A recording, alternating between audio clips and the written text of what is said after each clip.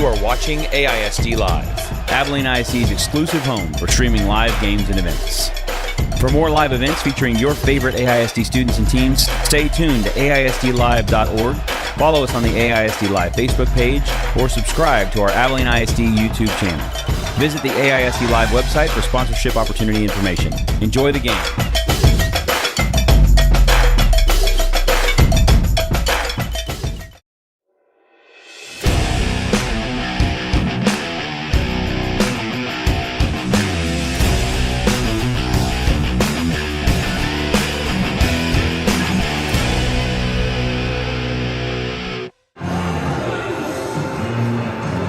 Good evening, everybody, and welcome to Shotwell Stadium in Abilene, Texas, the home field of the 7-time state champion Abilene Eagles. My name's Chuck Statler, and it's my pleasure to say Abilene Eagle football is on the air. Hello, everybody, and welcome tonight as the Abilene Eagles host for their final regular season game and their regular district game of the year. They will be hosting the Plainsmen from Lubbock's Monterey High School. Joining me as co-host and our expert analyst for tonight is Greg Knuckles. Greg, the Eagles right now looking really good on the season. Abilene High is 7-2 on the season. Their only 2 losses have been to classification 6A schools. The Eagles are Division I 5A, and everything else, their other wins have been against Class 5A opponents, and right now they're hosting the 4-4 Plainsmen. This is do or die for the Plainsmen.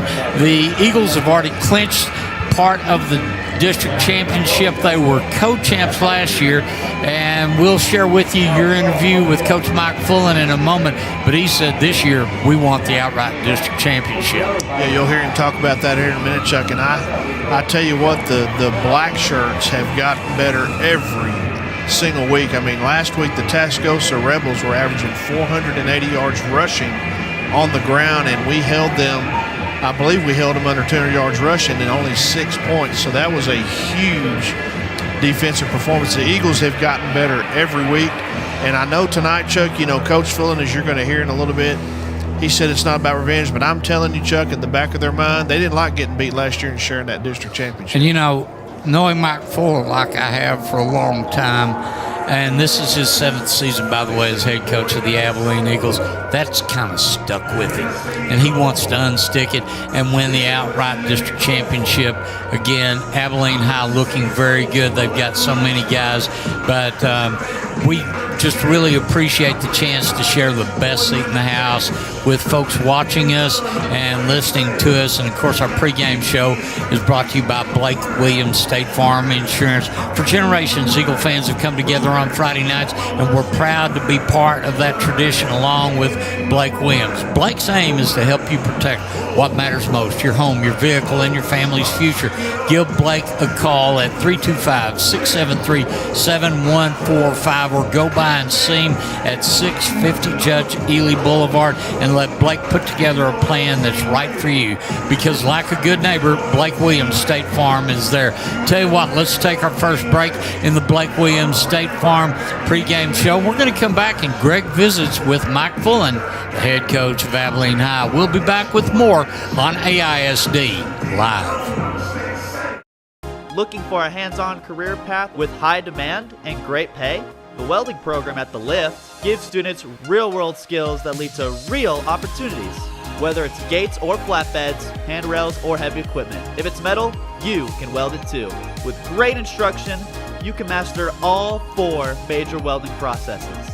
So get ready to build a career with endless possibilities and join the welding program at The Lift. It isn't just a trade, it's your future.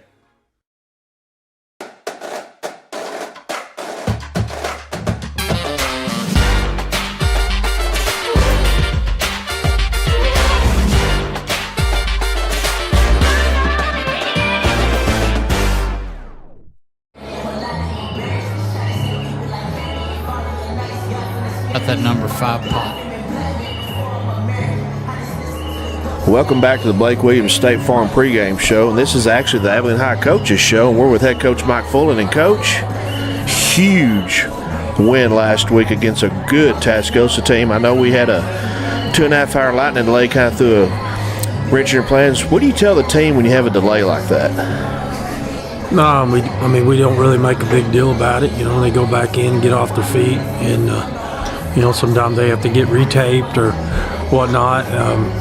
You know, I just told them, I said, hey, we're going to play this game one way or the other, and so, you know, they don't need to go in there and get too hyped. Kind of when we knew more about when we were going to actually get to go out. You know, we kind of have a way we do things when those things come up, and I thought our guys handled it well. You know, they didn't sit around and just get all tense and tight. They stayed loose, but not too loose, and it was more, just having to stay focused, and they were Tascosa was going through the same thing, and so I thought our guys handled it well. Coach, I'm telling you, and I've told Chuck this every week, the defense just fascinates me how good you guys are getting every week in and week out. I mean, they were averaging 480 yards rushing a game, and you shut them down. What are some of the things that stood out for you on defense, especially? But the offense played well too. But what stood out to you Friday night in Amarillo? Just the ability to do a task over and over, and that's part of when you're playing that offense. You got to do the same thing. It's assignment football. You don't really you don't hunt the football out. The football will come to you if you're doing your assignment correctly. And there's got to be guys that are unselfish. Our D linemen taking the fullback out or taking on doubles, and for us, we give our guys an assisted tackle when they do that, because if they're doing that, that's opening an opportunity for somebody else to make a tackle if the ball's not there. And so, for us to be able to, in order to play that offense, that's the discipline that you have to have, and I've thought we've always done a good job of that. And again, Coach Will, Coach Gary, they do a great job of preparing our guys, and they've been a part of playing that offense before, and take great pride in being able to defend it. And it's not always, you're not always shutting it down, and with an offense like that, I mean, you're not going to totally shut it down, but they're not going to change what they do. They're just waiting for you to not, be undisciplined on a play. And the bottom line is everybody's got to do a job, and then somebody's got to whip somebody so you gain an extra person. And, I thought we did a good job of that Friday night. Jeremiah Collins, I mean, he was phenomenal Friday night. I mean, Tascosa likes to go to that tight end. Chuck talked about it in the pregame, and they went to number 11 a lot. And Jeremiah was up to the challenge, but he made some tremendous plays for you Friday night. Yeah, I mean, those guys got to come up. When you're playing Tascosa, they're asked to come up and force the run more than normal, but then they also got to be able to cover and not get lulled to sleep in the passing game. And he made some great plays down in the red zone for us. And those guys, everybody's got a job to do, and everybody's one of 11, and they all got to make sure that they do their job. And he did a good job of that Friday night. One thing we noticed when Fulton went out, he went out with a concussion at halftime. When he went out, they were a different ball club. And one thing that I'm going to congratulate you on, or give you kudos for, is y'all are in great condition. I mean, we were talking about that. Y'all are running into halftime, they're walking. Y'all are, between quarters, the stop before half was huge. Changed the whole momentum of the game to me. It gave us momentum going in the locker room. But I'm just saying the conditioning's been phenomenal for your team this year. You're getting better every week. Well, I think that goes back to the way we practice. We don't line up and do a lot of wind sprints. But our pace of practice is really fast. And that's one of the things we tell our guys. If you'll practice fast, move in between drills and do everything at a pace that we want to play at. You don't have to do those things. And then the thing about, I told our guys, and then we talked about this earlier in district. I said, when we show up, I want to be the best team at things that don't take any talent. It doesn't take any talent to pop up off the ground fast. It doesn't take talent to run on and off the field. And you can be the best team at that. And then on the plays, on the things that take athleticism and execution, be the best at that. But I think that's one of the things that we want to be good at everything, and part of that is how you take the field, how you go off the field, how you go in for halftime. And we felt good at halftime, with having the stops we had in the red zone and getting points offensively, and then we knew that was going to be the game plan. I mean, our offense was going to have to take advantage of possessions, and they did, and take advantage of opportunities when we stole possessions, and they did. And so, it was overall a really good team effort. So now we've got that. We're 5-0 in district, and it's hard to believe this is week 10 for you guys. I mean, we get a bye next week. So Lubbock, Monterey, Plainsmen come into Shotwell. It's senior night, Friday night, big night for you. And the Plainsmen beat us last year. So what kind of problems is Lubbock, Monterey going to pose for us Friday night? Well, I mean, they've had a week to prepare for us, and that's all they've done is dissect us, and they'll. I know Coach Sims, he does a great job, and they'll be well prepared, and so that poses the problem as far as their extra week to prepare for us. But for us, we just gotta take care of us and control what we can control. We can't control what they've maybe figured out about us or what they see as problems with us. We've got to prepare for them, and going back to the game last year, as far as them beating us, that you talk about, this is a revenge match, and that may set boundaries for how you prepare and practice, but you still got to play the game. And for us, it's just our guys is more about we want to finish off. We don't want to be co-champs. I mean, regardless of what happens, Friday night we'll be co-champs or we'll be outright champs, and we prefer to be outright champs. Yes, sir. So, what do you want to see from the Eagles Friday night at Shotwell? Just continue to close the gap of our capability. We played good football, and the thing is we've had to switch disciplines every week as far as who we're facing, and this will be another discipline that you got to be able to switch back to as far as because of their ability to run and throw the ball, and they do a good job of it. And then defensively they're big up front, they're athletic, and so for us it's take care of the execution, block well, tackle well, and stay away from 5-yard penalties. Well, Coach, I appreciate your time this morning. We got a bye week next week, so 2 weeks we'll do another coach's show. We'll get ready for the bye district round of the playoffs, and we'll have that district bell sitting right outside your office after we go 6-0 in district. We appreciate your time this morning, Coach. Yep, thank you. And we'll be back with the Blake Williams State Farm pregame show on AISD Live.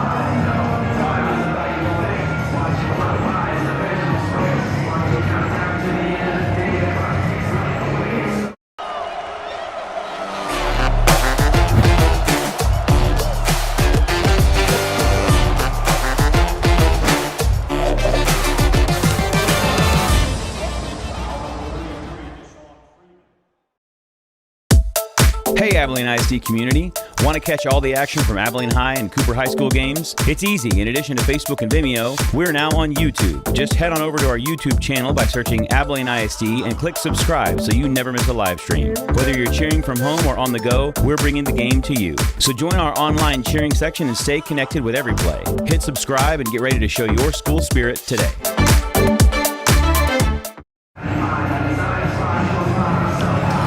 Welcome back to the Abilene Eagle pregame show, proudly sponsored by Blake Williams State Farm. Greg, interview that you had with Coach Fullen, he basically just said, we've got a good challenge with Monterey.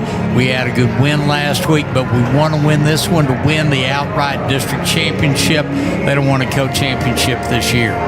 That's right, and the three guys that make Monterey go is, of course, the quarterback, Jonah Reed. He threw for 272 yards and 2 touchdowns 2 weeks ago against the Tascosa Rebels as Monterey lost 35-24. But Corin Boyd, they call him Q Boyd, he had 169 receiving yards and 2 touchdowns. And so the 2 receivers, Deuce Moore, the running back, and Boyd, they make them go with also Jonah Reed, the quarterback. Those are 3 players I'm sure that Coach Fullen is going to key on tonight, and I'm just really been impressed, like I said, with the defense. All time, Abilene High leads the Plainsmen 18 wins and 8 losses. And like I said, last week we beat Tascosa 24-6, and Monterey had a bye week. And this is a must-win for the Plainsmen. If they lose, they're out of the playoffs. And like Coach Fullen told us before we even had the interview, they're stingy. They don't want to share that district championship this year. They want it. No, they don't want to. And, of course, this series with Monterey goes back to Buster Leaf and then James Morton, and it goes back a ways. Abilene High, as you pointed out, has pretty much dominated this series. When you're talking about last week's lightning timeout we didn't kick off till 8:30, reminds me of 2009, the year Abilene High won the state championship. The Eagles were at Lowry Field, and at halftime the teams went to the locker room, and then they had back-to-back lightning timeouts. And Al Pickett was sitting in your chair at that time, and we just kept stretching out the halftime show. And the athletic director of Lubbock ISD at that time was former Eagle coach Gary Gaines, who had also been a head coach at Permian and Monahans, as well as Abilene Christian. And he came into our show, and we kept saying we're in lightning timeout and talking about it. And Gary leaned over to me and said, what do we do with this thing? And it was getting close to the midnight hour, and Al and I both almost in unison said, well, you're the athletic director. You can call this. And Gary said, tell you what, I'll be right back, boys. And he left our booth, and that was back when the press box at Lowry looked like a single-wide trailer house on top of the bleachers. Coach Gaines walked down and called Coach Warren and Coach Morton in and talked to him for a minute, and then we saw Morton take his hat off, throw it down on the ground. Coach Warren was holding his hands up, and they called the game. The Eagles won that one by weather default, and of course that was their first win of that 15-0 season, where they brought the state championship title back for Abilene's last state championship. But yeah, weather can play a peril. Of course, the first game, Abilene High had scheduled one of the Mesquite high schools here, and we finally got to about 12 o'clock that night, and the Mesquite coach said, I'm not keeping my kids past midnight. He put them on the bus and drove them home, so they didn't play the game. But the Eagles only played 15 games in a 16-game season to win the state championship that year. Well, we don't have to worry about any lightning delays tonight. We've got beautiful weather tonight. We've got a few scattered clouds off to the east, but right now it's 68 degrees, and that'll be our temperature at kickoff. A very light southerly breeze. The most it's blown today has been 14 miles an hour, so this is going to be just a really nice night for football. The Monterey Plainsmen are coming in to get ready to go on the field. Their school colors are red and almost a Columbia blue, if you remember the old color of the Houston Oilers. And they've been in, around, we've seen them for years. And Abilene High, of course, in their dominant black and gold. And, of course, I always like talking about the Golden Eagle helmets. Yep. But we need to go on ahead before the teams come onto the field. And we're going to take another break in the Blake Williams State Farm pregame show. Let's introduce the starting lineups when we get ready to come back here on AISD Live. I'm Sandra, this is Jorge, and we were adopted in 2019. I remember when they first came to us, Michael was already a teenager. The whole cliche of they're so lucky to have you guys, and it's the other way around. They have changed our family for the better. They chose to love us. They didn't have to. They chose us. Family. Learn about adopting a teen from foster care. You can't imagine the reward. Visit adoptuskids.org. Are you ready to step into the future of technology? Welcome to Abilene ISD's Cybersecurity. At Abilene ISD, we're training the next generation of cybersecurity experts, teaching them how to protect crucial data and secure networks, helping them unlock hands-on skills that will empower them for a career that matters. Together, we're safeguarding today for a safer tomorrow. Join cybersecurity class at Abilene ISD. where your journey as a digital defender begins. Welcome back to the Blake Williams State Farm pregame show here at Shotwell Stadium. 9:05 left to kickoff here. And I want to go ahead and let you know who the officials for tonight's game is. And I've had the pleasure of officiating with a lot of these gentlemen. They're very good officials.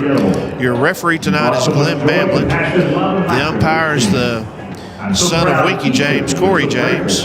Headline judge is Ronnie Hargis. Line judge is Rodney Russell. Back judge is Tim Griffin. He may be one of the best back judges in the state of Texas. Inside judge is Bobby Pritchard.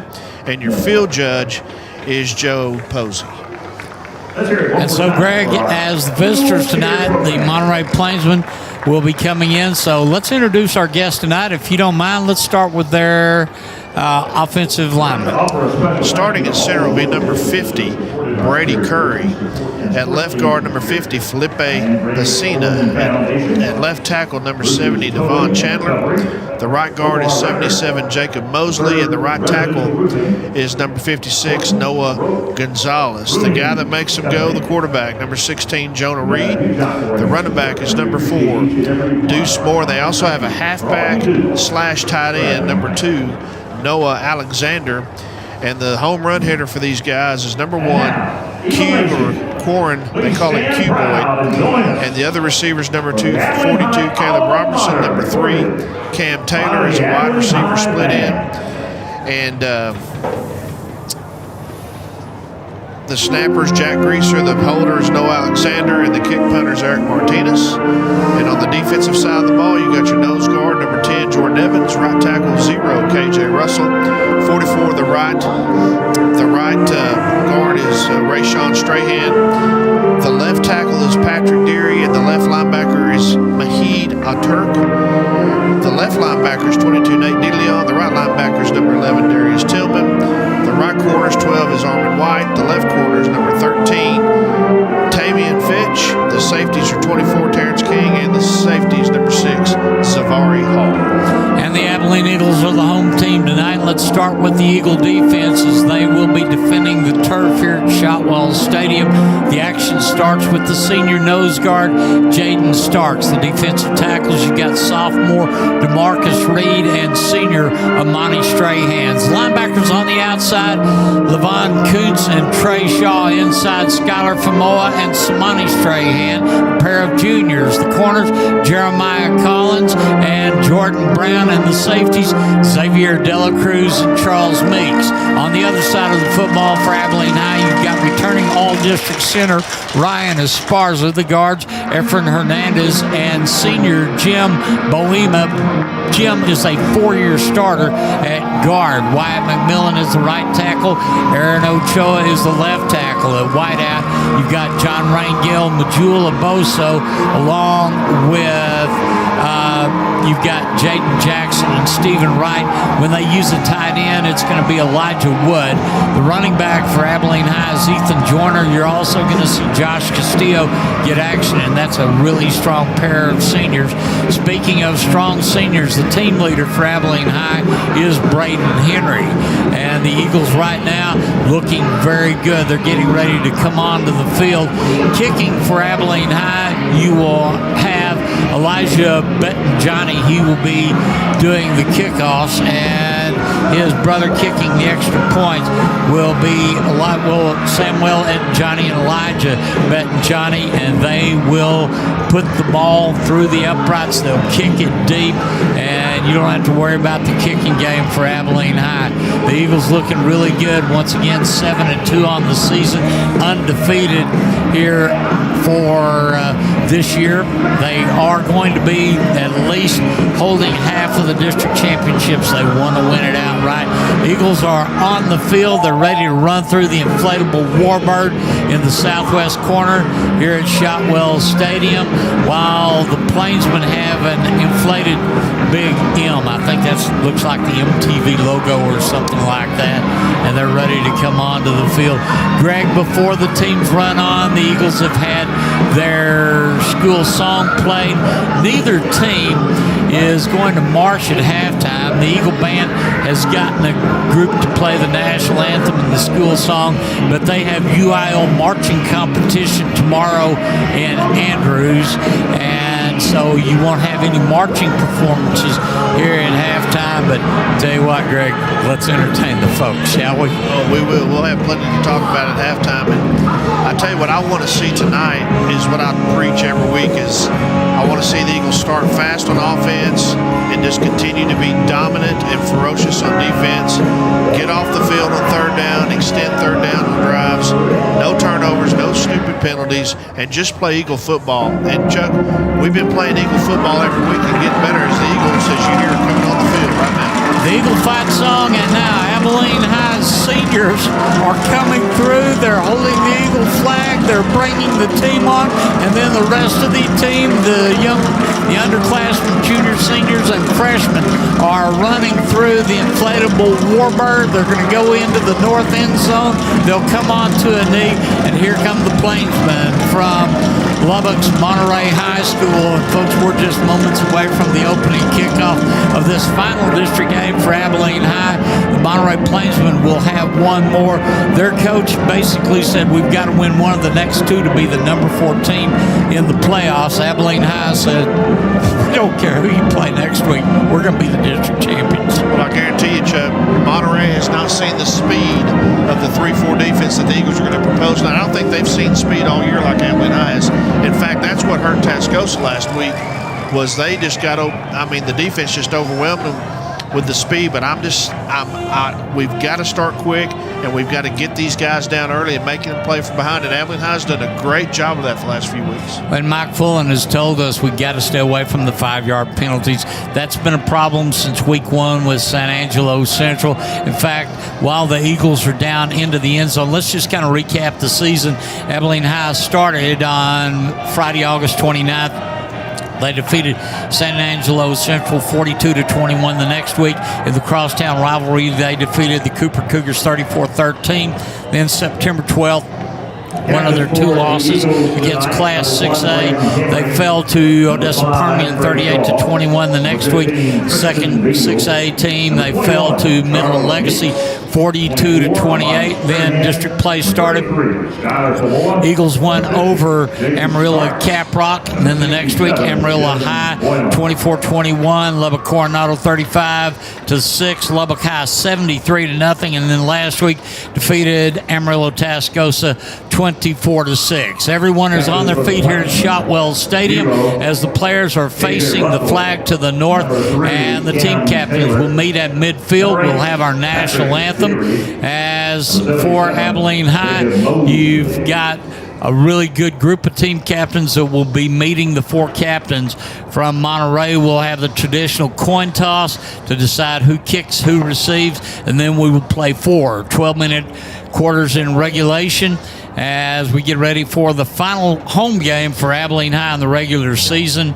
And right now we'll have the coin toss in just a moment, and we're glad you're along with us on AISD Live, and it is a pleasure for me and Greg to share the best seat in the house with you, whether you're watching us or listening to us or doing both. Thank you very much for being part of our audience. So the coin toss taking place on the field, and it looks like the Eagles have won the toss, and Abilene High has won the toss. will defer. They half. will be kicking off. They want the football to start the second half. So Abilene High will be kicking off to the Plainsmen. And let's see, Eagles will be kicking off from the south end zone. Plainsmen will receive from the north end here at Shotwell Stadium on this turf surface. We're ready to get ready to go after the national anthem as the team captains shake hands. And now, folks, it's going to be our pleasure from the opening kickoff to the final gun to share all the excitement of tonight's matchup from 2 very good high school teams. And just can't say a whole lot. Greg, final thoughts on what you feel like the keys to the game are going to be? No turnovers, no penalties, stupid penalties. and control what we can control, as Coach Fulton says. And now we are inviting you to join those in attendance here at Shotwell Stadium for our nation's anthem, as the junior ROTC detachment of Abilene High is going to present the colors. Coming from the north end zone, they will go to the center of the stadium at the 50-yard line, and then we'll have our nation's anthem. As they get ready to present the colors, we would like to thank those who have served our country, past, present, and future, and especially our neighbors at Dyess Air Force Base who are deployed around the world to protect freedom. As they get ready to post the colors at midfield, we ask you to join us for the presentation of the colors and our nation's anthem.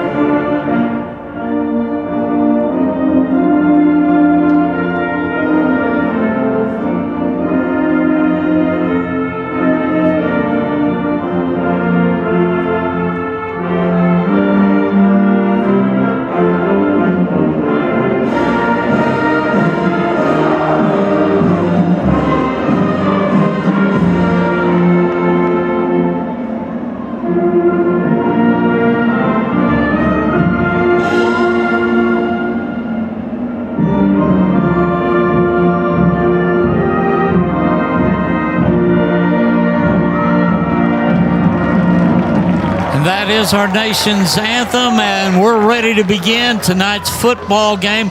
Once again, personally, I would like to thank my fellow veterans who have served our country and served it well. And tonight we are getting ready. Tonight is All Hallows Eve, Halloween, so I wouldn't be surprised to see some people dressed up like the Great Pumpkin in the crowd tonight.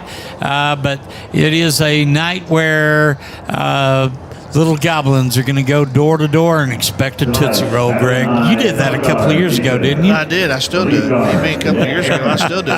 So, Chuck, what do you want to see tonight from the Eagles? Well, I want to see the Eagles come out and establish dominance early. And personally, I'd like to see Abilene High have such a command that in the third and fourth quarters, maybe Coach Fulton will allow some of the squadmen that have not had as many minutes of playtime throughout the season in this last home game get a chance to get their jersey dirty. But we'll see what happens.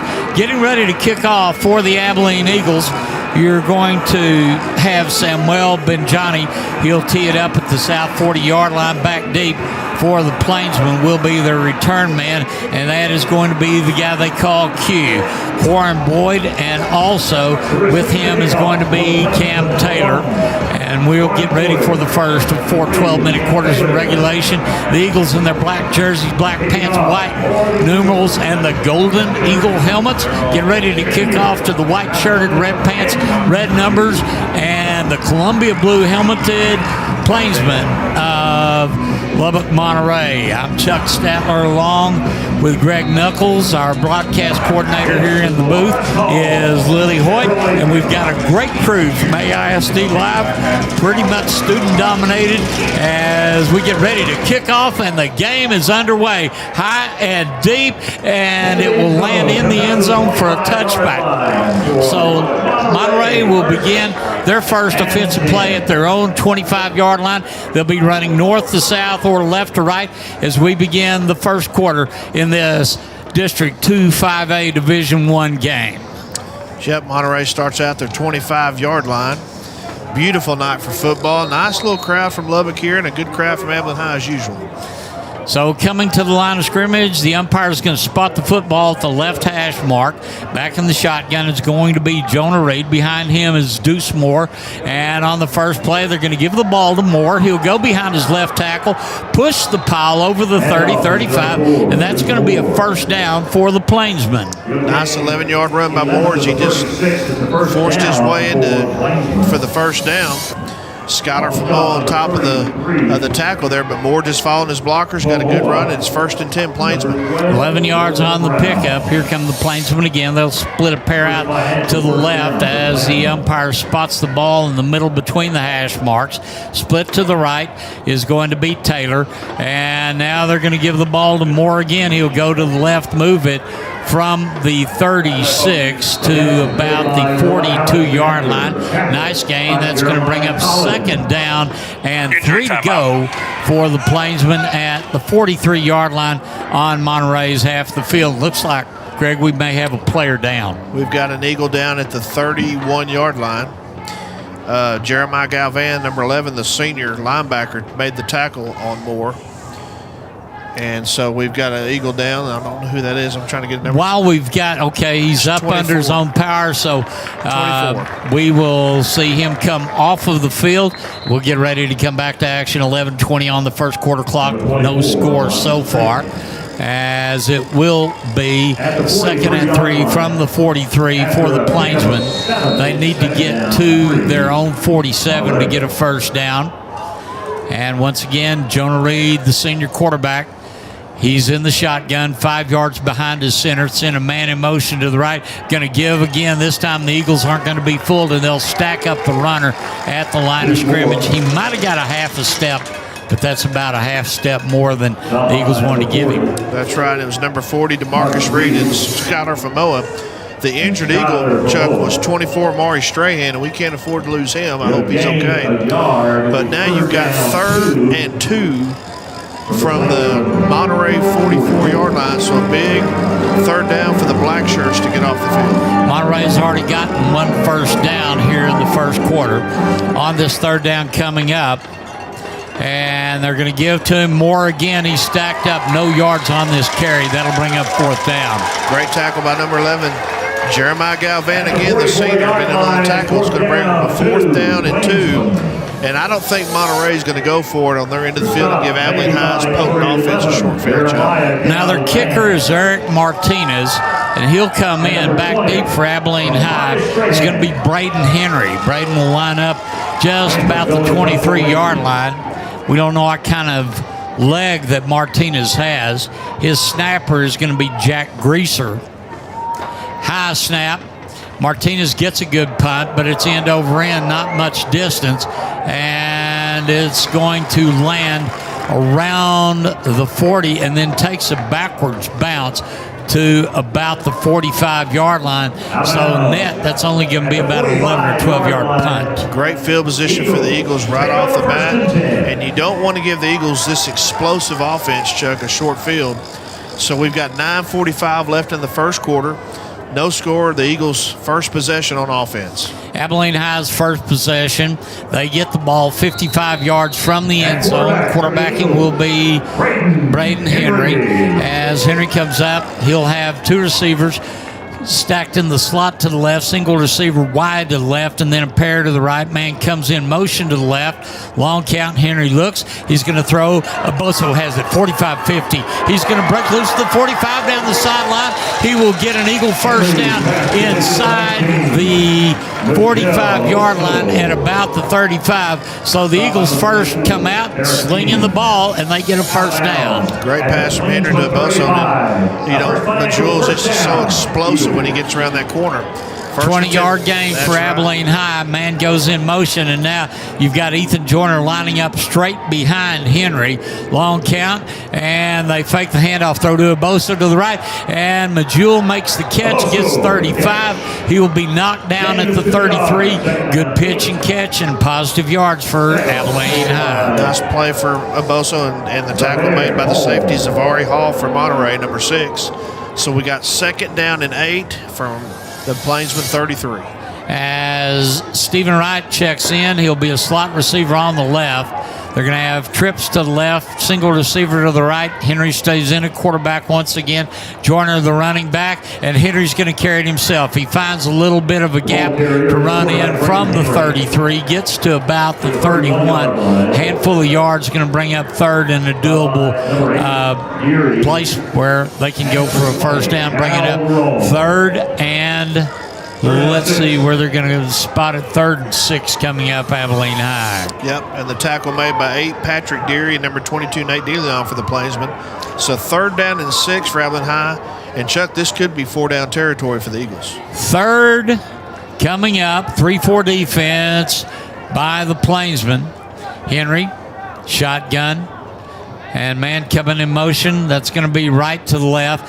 And Henry looking, little pressure. Henry going to get away from potential sack. Now he's going to just run with it. He's at the 30, 25, 10, and to the 5. And that is an Abilene Eagle touchdown.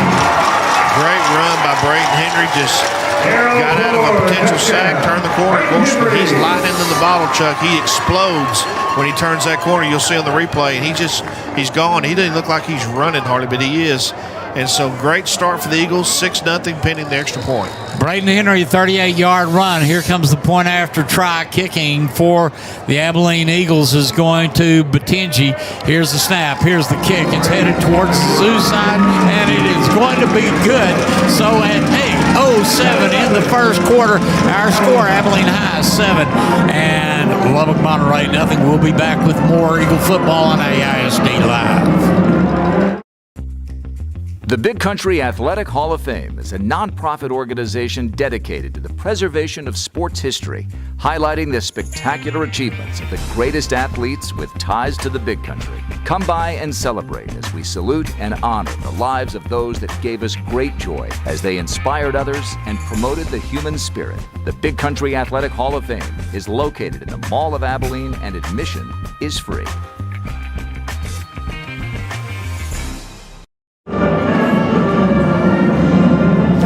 Abilene High gets ready to kick off to the Plainsmen of Lubbock, Monterey. 8:07 first quarter. Eagles 55-yard drive culminated by a 38-yard Brayton Henry run. The kick was good by Benton Johnny, and now getting ready to kick off again for Abilene High is going to be Samuel Benton Johnny back deep. For the Plainsmen is Boyd and Taylor. Here's the kick, and it is going to bounce at the 1, go out of play. It's going to be a touchback. So Monterey gets the ball the second time at the same place they started their first drive at their own 25-yard line. Second possession for the Plainsmen. And Chuck, great start for the Eagle offense. Exactly what we talked about in the pregame show is you want Abilene High to get off to a fast start, and they have, and they lead 7-0. And the Plainsmen get the ball at their own 25 with 8:07 left in the first quarter. In the Eagle 3-4 defense, the front three are Jaden Starks at nose guard, DeMarcus Reed and Amani Strahan. This is first down. Man goes in motion. Reed takes a shotgun snap, moves it to the left, and 4 Eagles are going to surround the receiver on that pass, 1-yard gain. Great tackle by Samoa, Skylar from Moa, and a whole host of Eagles there to get all over number 3 for the Plainsman, Cam Taylor. So no gain. Actually, they show him a yard. It's going to be 2nd and 9. But that Eagle defense is swarming all over the Plainsman. And now the clock running at 7:40, 2nd down and 9. The linebackers for Abilene High, Levon Kuntz and Trey Shaw on the outside, Skylar Famoa and Smani Strahan on the inside, Jeremiah Collins, Jordan Brown, the corners, and the safeties are Xavier Dela Cruz and Charles Meeks. 2nd down coming up, and the runner gets ready to take it, and the runner that time was going to be Q Boyd, and he'll get enough for a first down as they get ready to move it to the 38-yard line. That's the second first down for the Plainsmen. Nice pitch and catch from Jonah Reed to his top receiver, Q Boyd. So the Plainsmen 1st and 10 at their own 38-yard line. And now back in the shotgun again is Jonah Reed. He's got a pair of receivers to the right now. Man goes in motion. He squirrels around behind him. Here's the give to the running back. He'll go over the 40, and 3 Eagles are going to finally stop him at about the 45. Getting off the bottom of the pile is Monty Strahan. Glad to see Strahan back in there, and that's Cam Taylor, the other deep back before the Plainsmen. So now you have a 2nd and 3 at their own 45-yard line, 6:32 clock running here in the first quarter.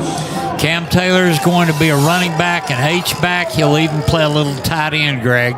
That's going to be 2nd down and 3 for the Plainsmen from their 45-yard line. Here's the snap back, penalty flag. Action didn't get started as that horse didn't come out of the gate. It's going to be a procedure call against Monterey. Okay, you're a referee. You tell me, what are they doing? They're not playing motorboat when they do their hands. No, that's illegal. That's a false start, illegal procedure, same thing. And Monterey got a little anxious there to jump, but that's a big penalty because instead of 2nd and 3 now, Chuck, you have 2nd and 8. It's a 2nd down and 8. The down box is moved to the 40-yard line on Monterey's half of the field. Once again, they are moving north to south or left to right. Jeremiah Reed in the shotgun. Tight end set to his life. Reed looks, throws to the flat. Receiver makes the catch. He's hit at the 40 and dives out of bounds on the catch. Once again, that's Cam Taylor. Cam Taylor and the tackle made by number 4 for Abilene High, Xavier De La Cruz. And so that's going to bring up a 3rd and 1 for the Plainsmen on the 47-yard line of Monterey. And 5:52 clock is stopped here in the first quarter. So a big 3rd down for the black shirts, Chuck, to get off the field here. But this could be 4th-down territory for Monterey. And in the first possession, the Plainsmen could not convert on 3rd down. Eagle defense swarmed the ball carrier, and they were forced to punt. Let's see what happens on this 3rd down situation. Reed back in the shotgun. Snap the ball, give to the running back, and he's going to be stuffed now. He's going to break away, and Strahan chases him down to the 38-yard line, and that will bring up 4th and a whole bunch, and the Eagle defense is held for a 2nd possession of the Plainsmen. Well, can you say the Strahan brothers? So it started with Samari, number 20, and then Amari helped him, and then, of course, De La Cruz just kind of shut the door, but a great defense by the Eagles to force a 4th and 7 to make Monterey punt again. And so Eric Martinez will come in to be the punter. Back in single safety at the Eagle 35 is going to be Braden Henry. Martinez anticipating a snap once again. It's going to be a fake, and they're going to try to run it to the 45, and they convert on the fake punt. And so the Plainsmen get a 1st down at the 44-yard line. And the fake punt definitely faked out the black and gold. No Alexander with a great play by Monterey. And you talked about it, Chuck, before we went on the air about Coach Sims may pull out his bag of tricks. It is Halloween tonight. Yeah, he didn't get a Reese's Peanut Butter Cup when he pulled it into that bag. He got a 1st down. And this is the first time the Plainsmen have been on the Eagle half of the field. So it is 1st and 10 from the 44. Reed, long count. Now he's going to give to his back. He will be stopped at the line of scrimmage. That right side of the defense for Abilene High just shut him down. They slid down on the gap with Strahan, Kuntz, and Strahan. Yep. Strahan and Strahan sounds like that could be a pretty good law firm. And Skylar Famoa just has been in the middle of every tackle so far, number 33, the junior linebacker. So 2nd and 8, 4:05 clock running here in the first quarter. Eagles lead 7-0. On 2nd down, here come the Plainsmen once again. They're going strong to the left. Football at the right hash.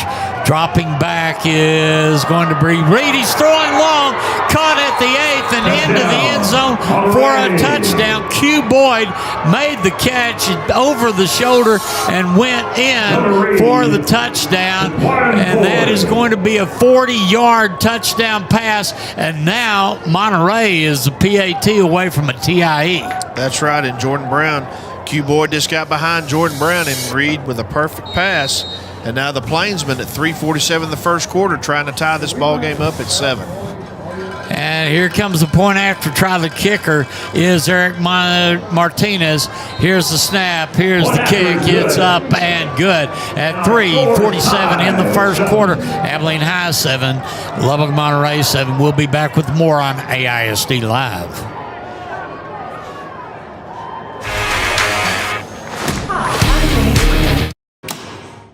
Hey Abilene students, do you want to spark up your future? The Lift Electrical Department connects classroom learning with real-life electrical work. Learn to wire, troubleshoot, and to power up the world. From basic circuits to advanced electrical systems, you are prepared for high-demand careers, certifications, and real-world experience all here at the Lift.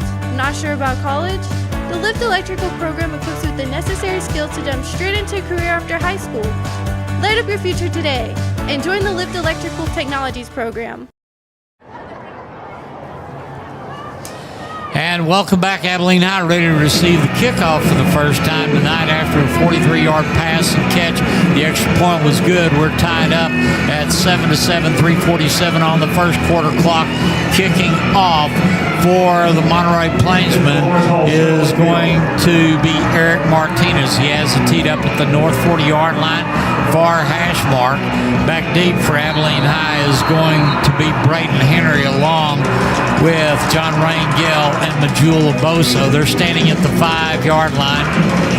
And the Eagles, the big play, just went right over the secondary. You had a really good catch by Q Boyd.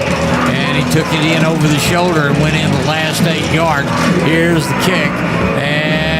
And it's going to be a pooch kick, fair catch, caught 33-yard line. So Abilene High has to go to business at their own 33. Yes, fair catch for Abilene High. And so Abilene High with 1st and 10. And so now, Chuck, if you're the Eagles, you want to answer that touchdown. Here in the first quarter, we've got 3:46 left. We're tied up at 7. So from they're going to actually spot it now, Greg, at the 34-yard line. That is going to be where the field judge spots the ball. And coming into quarterback now is going to be Tristan Beal.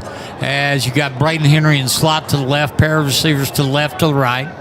And Bill takes a snap, looks, throws to Henry. He's got the catch at the 38. He's over the 40, the 45, and the Eagles get a first down. Nice pitching catch from Bill to Henry. And it's going to bring up a 1st and 10 for the Eagles. Eagles in the hurry-up offense now. No huddle coming up as the football on the 46, 3:33, first quarter clock. We're tied up as Bill in again. The running back behind him is Joyner. Now man goes in motion. That's Rangel. 3 receivers to the right. As Tristan Bill, long count, looks up. He gives the ball. Joyner, he's going to get over the 45, move the football to the 49-yard line. A good pickup running right at the heart of the Plainsman defense. Yes, nice run by Joyner, just following his blockers for a 3-yard gain. 2nd and 7 at the 49-yard line, almost in Plainsman territory. And Abilene High trying to run the no-huddle again. And they ran right at the linebacker, Nate DeLeon. Pushed them back now, so let's call this 2nd down and 7. Once again, Bill, quick snap, looking, throws out in the flat. He's got a receiver with the catch, and that's going to be Joyner. Joyner over the 50 into territory of the Plainsman. He's going to move the football to the 47. That's going to bring up 3rd and short yardage for Abilene High. Nice 4-yard pass from Bill to Joyner there, and now it's going to bring up a 3rd and 3. Tackle was made by Monterey Strahan. I don't know if he's any relation to our Strahan. Rayshawn Strahan, 44, made the tackle for the Plainsmen. So 3rd and 3 at the the Plainsman 47-yard line, coming up on 2:10 left in the first. Samani Strahan comes into the backfield for Abilene High along with Skylar Famoa on this 3rd and short. Eagles come in. Braden Henry now the quarterback for Abilene High on this, where it's 3rd and short. They give the ball. Samani Strahan lowers his head, gets over the 45, moves the football to the 43, and let's mark down another first down for the Abilene High Eagles. If you want a first down, just give it to the big man, number 20. Strahan does it all, defense and offense.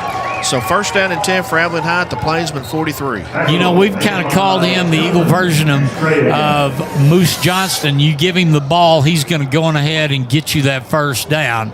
So it is 1st and 10 Abilene High as the ball's on the 43-yard line for another first. They've got to get past the 33. Eagles break their huddle.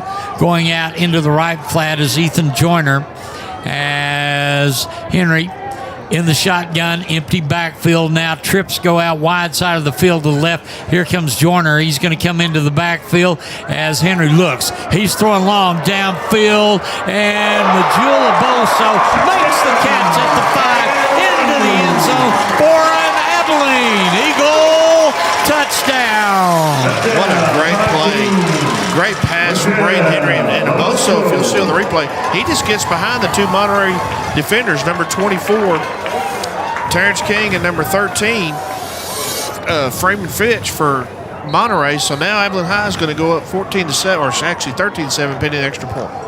And we will see as Benjani kicks. The ball is no good, off to the right, and our score will be Abilene High 13, Monterey 7. We'll be back with more Eagle football in a moment. Monterey 7.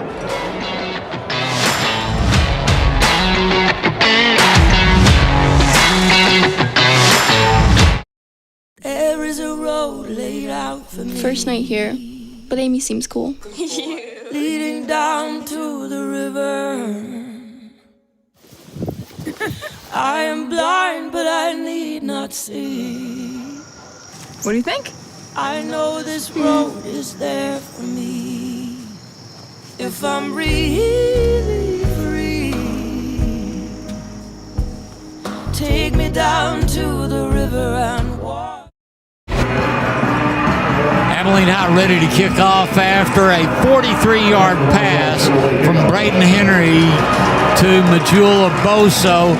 The Eagles now take the lead again with a minute 12 left in the first quarter, 13-7, as Samuel Benjani has it teed up back deep for the Plainsmen.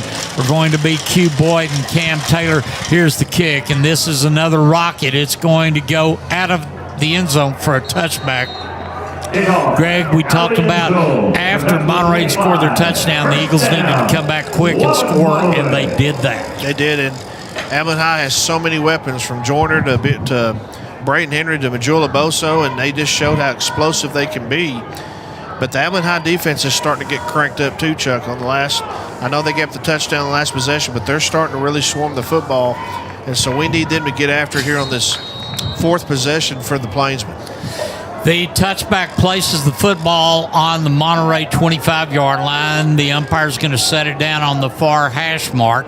They're going to send three receivers wide to the right as Reed takes the shotgun snap, throws it out in the flat, catch at the 35, over the 40, and knock him out of bounds at about the 42-yard line. On the reception, Cam Taylor, he's been the go-to guy when they throw the short pass. He has, and Reed has got a good arm, too, to get it to him. And the broadcasters from Monterey were telling us that the two big home run hitters is Cam Taylor and Q Boyd, and we've already seen Q Boyd with a touchdown pass. So Monterey with a first down. We're under 50 seconds left here in the first quarter. Caleb Robertson's going to check in at running back. He's going to show some muscle here on first down, throw it out in the flat. This is going to be Taylor with the catch at the 50, down over the 40, near the 35. That's going to be another Monterey first down. And for a 4-4 team, they're acting like they're 8-0 right now. Well, we talked about this as a must-win for the Plainsmen, and they're playing like they're in desperation, going for the fourth down, the fake punt that they got, and now 1st and 10 at the Eagle 35-yard line. So it is first down from the 35, far hash mark. Reed takes the snap. Right-hander throws, long pass, caught at the 10, into the end zone for a Plainsman touchdown. And guess who? Cam Taylor on the catch. Wow, just ran behind Jeremiah Collins, number 3. And now the Plainsmen with 2 big touchdowns, and they're going toe-to-toe with Abilene High right now with 10 seconds left in the first quarter, pending the extra point. So here comes the extra point. Once again, the kicker is Eric Martinez. This will be after the 35-yard touchdown catch. The holder, Cam Taylor, is going to see if he can hold it for Martinez. Here's the snap. Here's the kick, end over end, and through the uprights. And now the Plainsmen take the lead 14-13 over Abilene High with 10 seconds left on the first quarter clock. We'll be back with more on AISD Live.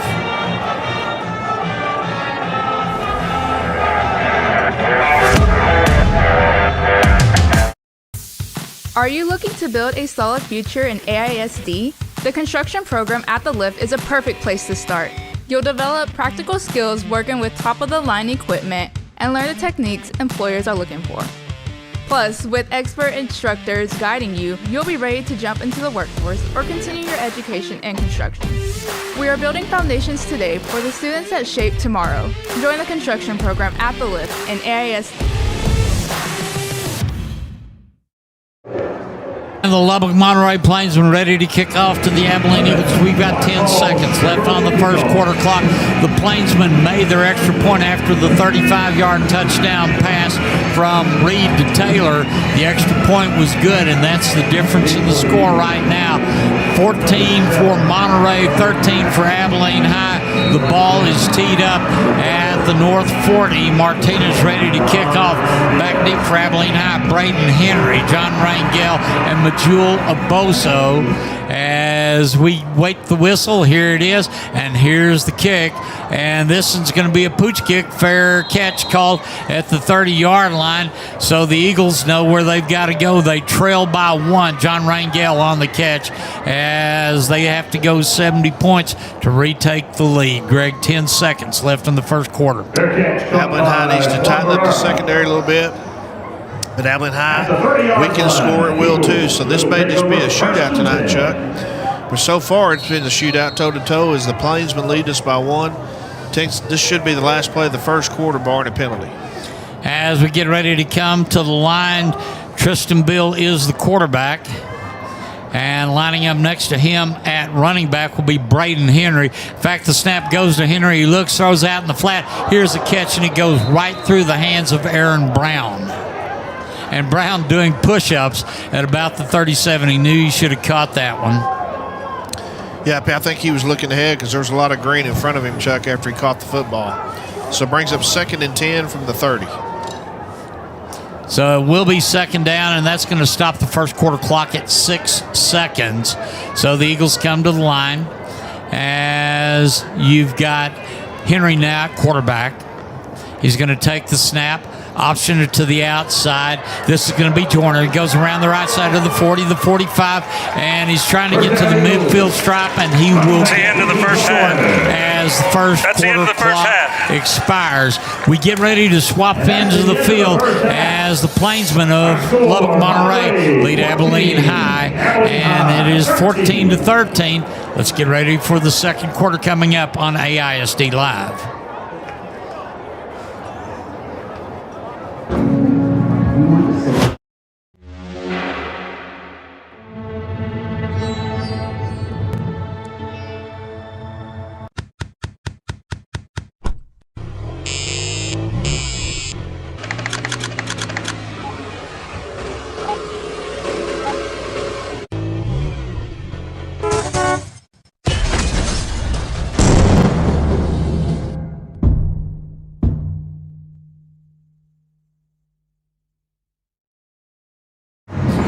Welcome back as we start the second half of our last district game, Abilene High, as they are hosting the Plainsmen of Lubbock Monterey.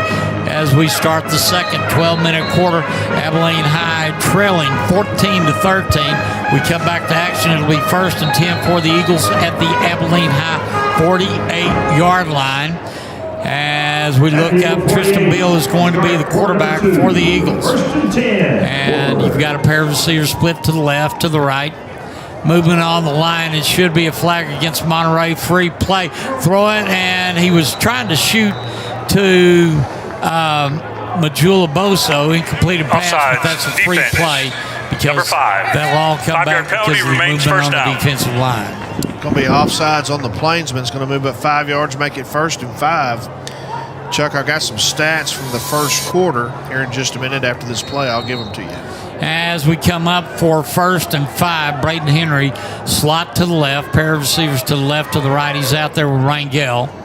And Beal takes the snap, and he's going to give this time. It'll be to Joyner. Tries to find some space between his left guard and tackle. Will move it from the 47. Only a yard gain on that. That'll bring up 3rd and 4 from the Eagles as they stop him at the 46. 2nd and 4 for Abilene High at the Plainsmen 46. Clock running 11:33 in the first half. And how many first downs each team so far, Greg? 7 for Monterey and 6 for Abilene High. Okay, so we're up with them. Second down now and 4 for the Eagles. The line of scrimmage is the Monterey 46-yard line. Beal gets pressure, throws it out in the flat, and it's going to be incomplete at the 45-yard line. Good defensive play for Monterey as they were getting pressure from Sean Calderon. Calderon almost picked the pass off. Beal just kind of let it float a little bit, and he made a good play. Just went through his hands. So now a 3rd and short for the Eagles, and you want to extend drives on 3rd down, and we need to convert this 3rd down to keep this drive going, Chuck. But the incompleted pass stopped the second quarter clock at 11-12. 3rd and 4 coming up for the Eagles. They're going to flood the flat out in the left, and in the slot is going to be Braden Henry. Now he comes in motion to the right, and Bill looks, throws. Henry with the catch at the 41. He's going to be pushed out of bounds there. Should have enough, Greg, to get another Eagle first down. Yeah, pushed out of bounds by 13, Taman Fitch, excuse me. Yeah, 1st and 10 Abilene High at the Plainsmen 41-yard line. So it is a first down. At the 41, Eagles moving left to right or north to south from the 41 of the Plainsmen. Braden Henry splits out way the left. And to the right, you got Jaden Jackson. Tristan Beal in the shotgun. As Henry ooches to the right, now he's going to come across the middle. Beal looking, throwing long downfield, and it's going to be intercepted at the 1-yard line. They were shooting for Jackson as the interceptor for the Plainsmen, Dallas Trevino, made the interception and then went down on a knee. Chuck, I think that was 13, Taman Fitch, with the interception. Let's see on the replay. I think it was him. It could have been Trevino, but I think it was Fitch that got it. Let's see. Yeah, it's number 13, Taman Fitch, right there on the replay. And he goes down on a knee inside the 5. Yep. And so it is an interception. That's the first turnover of the game, and it couldn't have come at a worse time as the Eagles trail by 1, but we've got a whole lot of football to be played in this game. He did go down at the 2-yard line, but the Eagles do have the Plainsmen pinned against the wall from the 2. Low snap, pressure coming, throwing down the field, and no flag. They were trying to throw out in the right flat out there for Boyd. Good defensive play for Abilene High on the left side. Great defensive play by Jordan Brown and number 4, Xavier Dela Cruz, trying to throw the long ball to Boyd. In the first quarter, Jonah Reed from Monterey was 8 out of 8, 145 yards and 2 touchdowns for the Plainsmen. So that's the first pass he's missed tonight for the Plainsmen.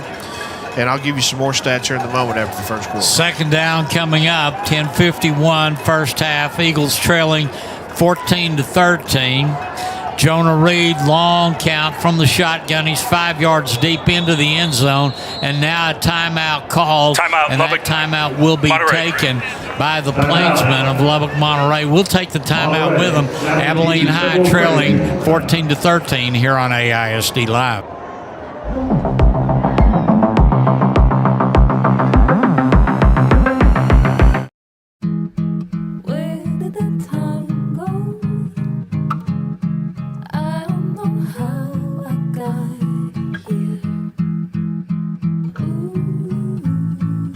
You've done the hard part. You quit smoking. Now do the easy part and get scanned for lung cancer. If you smoked, you may still be at risk, but early detection could save your life. Talk to your doctor and learn more at savedbythescan.org.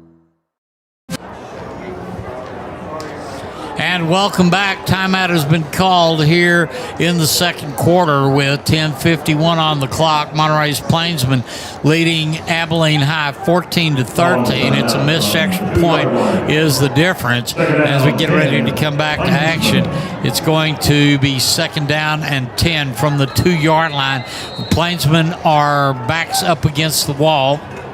Their quarterback, Jonah Reed, in the shotgun, takes the snap, 2 steps back, throws out in the left flat. He's got a receiver with a catch at the 11. The Eagles are all over him, but he's going to get out to the 15 and should have enough for a first down. Good play by Cam Taylor and Jordan Reed. Jonah Reed right on the money. They got to start putting some pressure on him, Chuck, because he's having all day to throw back there, and he's a pretty accurate passer. as we've seen so far. So 1st and 10 Plainsmen at the Plainsmen 18-yard line. Jonah Reed breaks the huddle. They come to the line. His running back is Deuce Moore. They'll split a pair out to the wide side of the field to the right, as you've got Taylor out to the left. As Reed hands off this time, there's a big hole, and black shirts are all over the running back Moore. If he got to the line of scrimmage, it's because the officials are generous on the spot. Well, and Jaden Starks was just clogged the hole up for Moore for Abilene, or for Lubbock, Monterey, excuse me. 2nd and 10 for the Plainsmen. 9:53 left here in the first half. And so on this 2nd down and long, Plainsmen are going to put trips out to the wide side of the field. They're snapping the football from the right hash mark. Reed dropping back, gets pressure, throws to his inside man, Taylor. He'll make the catch at about the 20 and keep moving the pile to the 25. That'll bring up 3rd and short for Monterey. Nice play by Moore. Just a pitch and catch from Reed to Moore. And Moore trying to get that first down. So it's 3rd and 2 for the Plainsmen.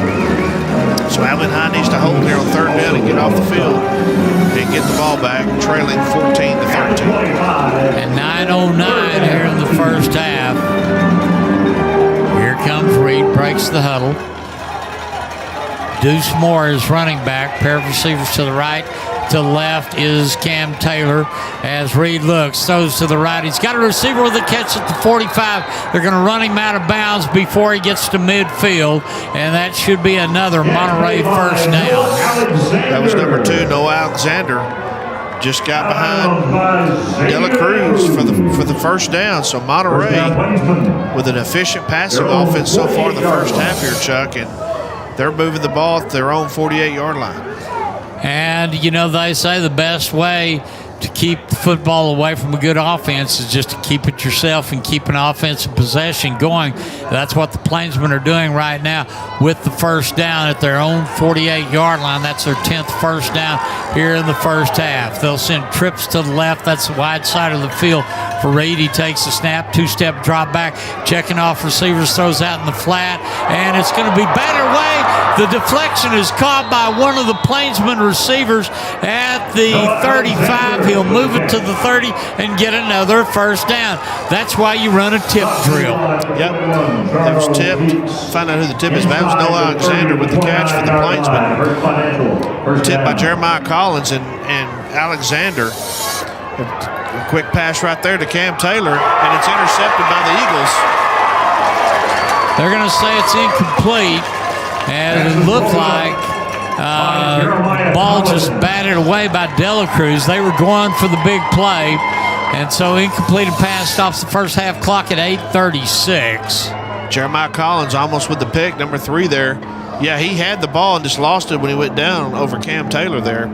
But good defense by Collins, and again, rising up to the challenge as Coach Fullen talked about in the coaches show, Chuck. 2nd and 10 from the 29-yard line. Reed not messing around with this Eagle defense. Abilene High showing blitz. Here's the pass. This one going to be caught at the 27, penalty flag down at the 23. On the reception for the Plainsmen is Noah Alexander again. He's going to move the football to the 20, but let's see what this penalty marker indicates at the 23-yard line. It looks like they're going to be taking yardage away from Monterey. I think that's a hold on number 3. The receiver, Cam Moore, the way his body language, I think that's a hold. So that's a big penalty for the Plainsmen. It's going to back them up, and it's going to make it 2nd and 15 for the Plainsmen at the Eagle 34-yard line. That's how you keep Jeremiah Collins away if you're Cam Taylor as you hold him. But that'll bring up 2nd down and 15 from the 34. Reed once again in the shotgun, drops back 2 steps, looks, throws to the right, and it's going to be caught.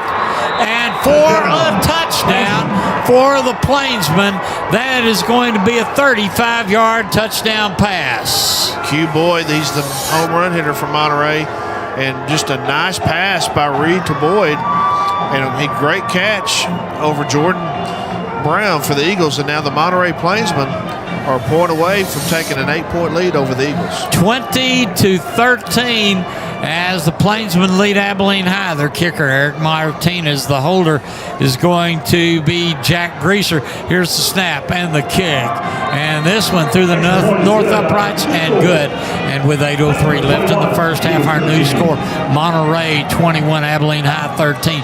We'll be back with more Abilene Eagle football on AISD Live. Hey future creators, are you ready to dive into the exciting world of video production? AISD's Digital Communications program is where your journey starts. Take 3, Mark. You can design the next iconic promo, broadcast all the big games, and produce your own short films, all at the Lift, where you'll get hands-on experience with the latest gear like cameras, sound mixers, lights, and more. Let your creativity shine. Start your journey in digital media with AISD. Eric Martinez ready to kick off for the Monterey Plainsmen at the south 40-yard line. Back in anticipation of receiving a deep kick for the Eagles will be Jaden Jackson, John Rangel, and Majul Aboso. But remember, the last 2 times the Plainsmen have kicked off, they pooched it, and it's been fair caught by the Eagle return team. Let's see what happens. We're at 8:03 in the second quarter, and Monterey leading Abilene High 21-13.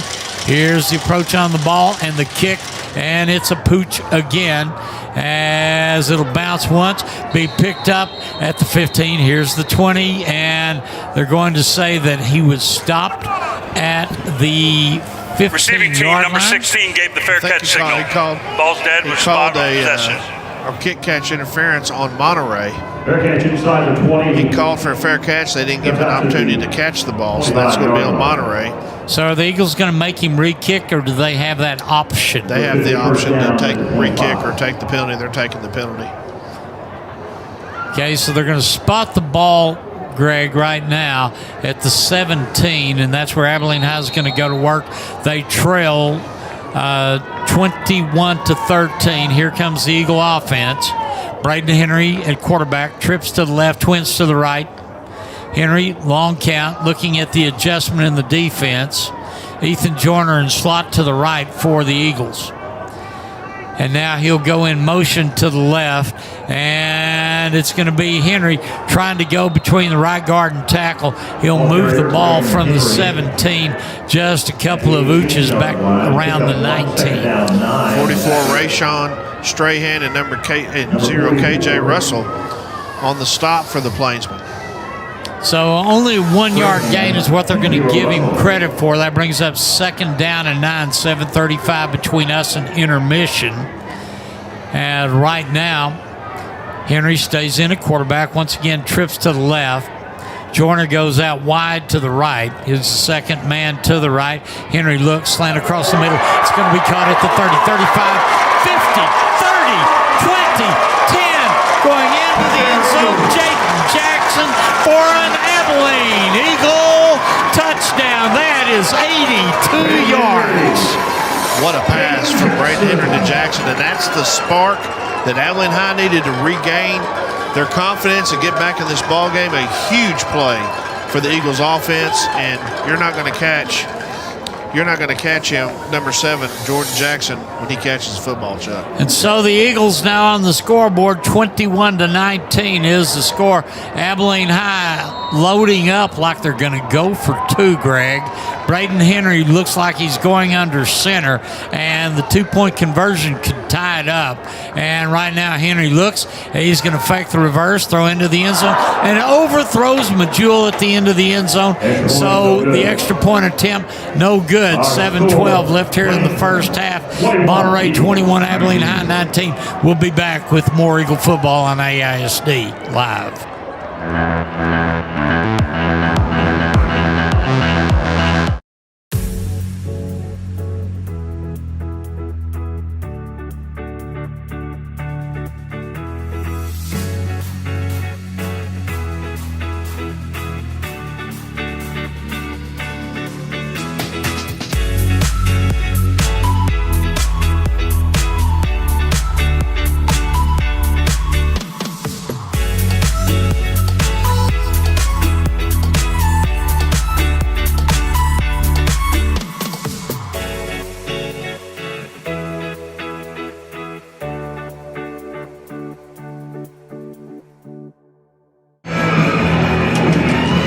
Abilene High ready to kick off to the Plainsmen of Lubbock, Monterey. Their return men are Q Boyd and Cam Taylor. Teeing it up for the Eagles is going to be Samuel Batinji as the ball at the 40. The Eagles are going to try to pooch it this time. High kick, fair catch called at the 20. Now he's going to run for it and only pick up a couple of yards. That was not very wise, but the Eagle defense knows now they're back within breathing room of getting this thing back under control. They're going to go to work at the 33 of the Plainsmen. Yep. Monterey, 1st and 10 at 33. They had a 99-yard drive, Chuck, the last time they had the ball to score that touchdown. So the Black Shirts need to step up here, and we need to get the ball back and get a score before halftime here with 7:07 left in the first half. So from the Plainsman 33, here comes their offense. Jonah Reed in the shotgun. Drops back 2 steps, throws out in the flat. He's got a receiver with a snag at the 35, and dragging him down by 1 leg at the 38 is going to be one of the Eagle defenders. It's going to be a pickup of about a nickel's worth of yards coming up 2nd down. Dela Cruz on the tackle with help from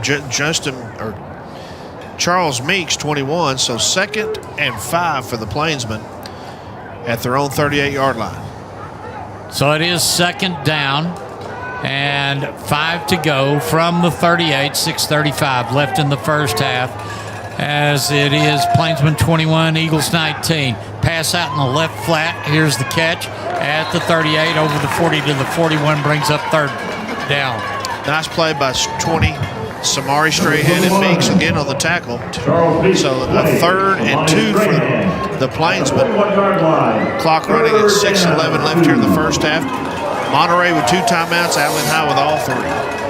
3rd down and 2 for the Plainsmen at 41 on their half of the field. Reed right now look for Deuce Moore to get the handoff. Man goes in motion to the right as they hand the ball to Deuce Moore. He goes to the left behind left guard, moves to about the 43-yard line. Greg, that ought to be enough for a 1st down for the Plainsmen. That is number 4, Deuce Moore, just forced his way for the 1st down. And so 1st and 10 for Monterey at their own 44-yard line. Clock running, 5:35 left in the first half. When you got a 3rd and 2, you give it to your good running back and he'll get you 3. That's what happened. So it is 1st down at the Plainsman 44-yard line near hash marks where the umpire's going to spot the ball. They'll send trips out to the left. 3 receivers, and then Jonah Reed in the shotgun. Sends a man in motion. Reed 2 steps. Slings it out to the right. It's going to be incomplete. Nearly picked off at the 40-yard line. Comes up 2nd down on the incompletion, and the clock stops at 5:09 left in the first half. Great play by number 12, Jordan Brown for the Eagles. Almost picked off Reed's pass there. Boy, he just barely missed that. Oh, wow. So 2nd down and 10 now for Monterey at their own 44, 5:09 left here in the first half. If the Eagles were in a funk, they look like they're out of it right now. Here comes 2nd down. Umpire spots it on the opposite hash. This is the left side this time. Reed snap and looks, throws, and it's going to be batted down at the line. That brings up 3rd down. Nice rush by Abilene High. The Black Shirts finally starting to get some pressure, and that was number 5 for Abilene High. Coming in there, that's going to be Trey Shaw with the pressure on Reed to make him throw his pass a little quicker than he wanted to. So Abilene High now with a huge 3rd and 10 to get off the field to get the offense back to football. 3rd and long, the incompletion stops the pass at 5:05. And you know that's got to frustrate Reed because he's had a good string going. 3-step drop back this time, and he's going to be sacked back at the 35. And sacking him for the Eagles. Let's see who gets off the bottom of the pile. And that, my friend, is going to be number 20, Samani Strahan. Actually, it's 28, Leon Coots. Leon comes in from the other linebacker. You're right. Samani in on the pile. Yep. But Kuntz wrapped him up and then gave him a receipt after he got checked out. A huge so that sack. brings up 4th down. And for only the 2nd time tonight, Eric Martinez into punt. Back in single safety for Abilene High is going to be Braden Henry. Here's a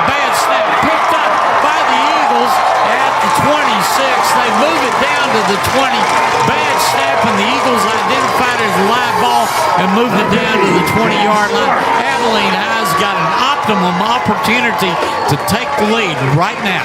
Guess who the fumble recoverer for Abilene High is? Jaden Starks. And 2 weeks why ago, not? he had through, yeah. You know, when you've got a good nose guard, he's going to disrupt everything. That's right. Big play for Abilene. So 1st and 10, Abilene High. The umpire spots it in the middle of the hash at 4:22. Eagles are gathered around Mike Fullen and Tommy Martinez, and they're saying, guys, now's our opportunity. As the Eagles get ready to come to the line, they're going to flip, and the right side, the strong side, is going to line up to the left. As you've got Aboso lined up wide to the right, Braden Henry in the backfield. He's got Ethan Joyner. Henry takes the snap, and he gives Joyner, finds the seam to the right. He's to the 15, to the 10, shuffles down to the 7. It'll be 1st and goal, Abilene High.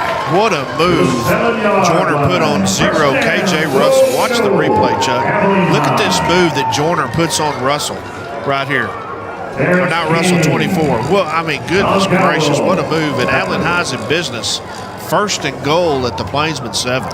Here come the Eagles to the line. Now they're going to back up and huddle up at 3:56 here in the first half. Henry's still the quarterback. He's going to send Rangel and Aboso out way to the left. Eagles will snap the football from the right hash mark. And now they're going to send Majula Boso in motion to the right. Henry going to carry it himself. He's hit at the 6, gets 1 yard on the carry. That'll bring up 3rd and goal. Nice play by the linebacker 22, Nate DeLeon, on Henry. So they're going to lose a couple of yards on that, Chuck. It's going to be 2nd and goal from the 6. As it will now be 2nd from the 6. First half clock moving at 3:15. Rangel split out way to the left. Now you've got a pair of backs flanking Henry. You've got Joyner and Castillo. They're going to give the ball coming around. This is a Bosa. Nobody's going to touch him. And that is an Abilene Eagle touchdown. Bosa was in explosiveness, just turned that left corner and was gone into the end zone. Great play by Majula Boso. And now Abilene High has come back and taken the lead here in the first half, pending the extra point. They lead 25-21. And the Eagles are going to try to kick this one, I think, Greg, because they do lead 25-21. Or are they going to go for the 2-point conversion again? Yes, they are. Braden Henry, empty backfield, as he sends 4 out to the right. That's the wide side of the field. Henry looks, throws into the end zone, and it is going to be caught by Aboso in the end zone for the 2-point conversion. And now the Eagles extend their lead 27-21. 2:58 left in the first half. We'll be back with more Eagle football on AISD Live.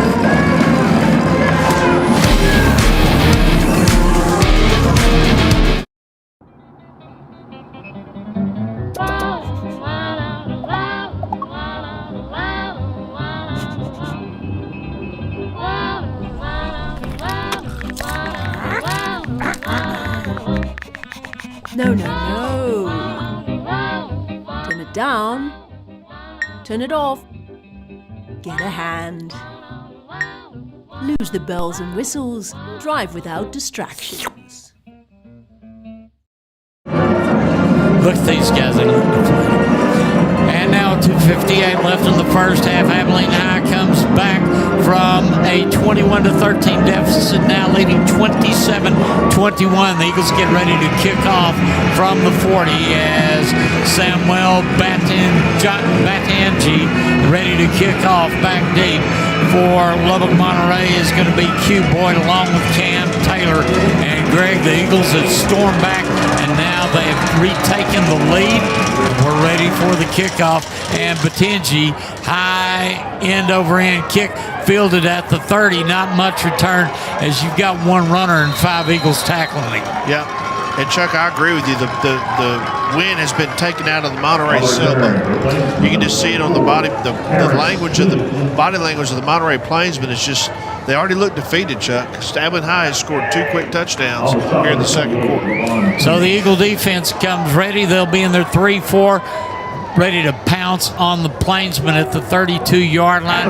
Umpire sets the ball near hash mark. Plainsmen are going to set two way to the right, single receiver to the left. Their quarterback, Jonah Reed, has his running back Moore to the right as Reed gives on delayed draw to Moore. He tries to go the left, not much there. He'll go from the 33, pardon me, the 32 to the 33.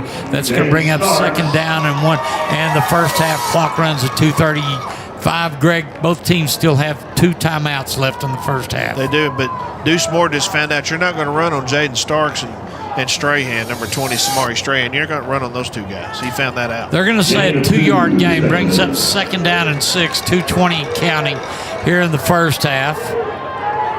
Reed long count as he drops back, looks, checks. He's going to try to throw long down the left side. No flag as he was trying to shoot that ball in the direction of Cam Taylor.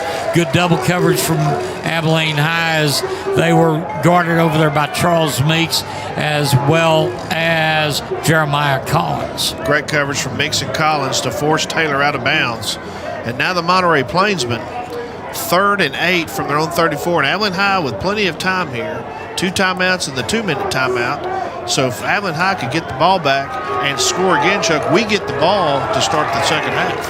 And incompleted pass stopped the second quarter clock at 2:08. Reed takes a snap, looks, throws out in the flat. He's got a receiver with a catch at the 33. He's going to be taken down at the 38. 5 yards on the pickup brings up 4th down. Nice play by Jordan Brown, number 12, and Zane. This is the 2-minute timeout. For Abilene High. 4th down and 4, and Monterey, I think, is going to call a timeout. Chuck, did they go for it here this deep in their end of the field? They actually won't because it's on their half of the field. They're going to trust Eric Martinez to kick the snot out of the ball and see if the Eagles can either get caught or if they can quelch the return.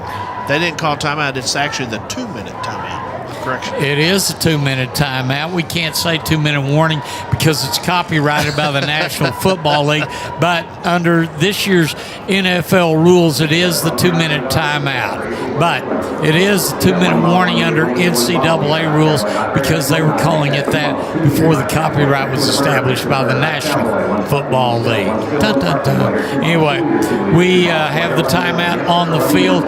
Coming up at halftime, we're going to check area scores. We'll look at the first half stats and then talk about what happens when you've got an open week in week 11. I know, Chuck, and it's kind of nice. It's kind of sad and nice because this season has just blown by. It's gone by really fast. Greg, I keep looking at my watch and reminding myself that Sunday it's turn your clock back. Daylight savings time, so you get that extra hour. Here we are on 4th down. Plainsmen are going to go for it as Reed throws. It's going to be caught at the 42. They second-guessed me and got 7 yards and another first down. Clock keeps moving after they reset the down box. And 1:54 and counting. Here's first down.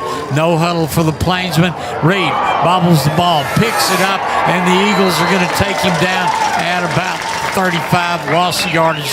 3rd down coming up. Wow, what a play by Trey Shaw, number 5 for Abilene off the sack. But what about Monterey? Coach Sims goes for the fake punt and then goes for it on 4th down. I mean, I guess he is using his bag of tricks tonight on Halloween. You know, he's been in Monterey for 3 years. He was the head coach of the Childress Bobcats for 13 years. So it is now going to be 2nd down and 10, minute 17. Eagles leading 27-21.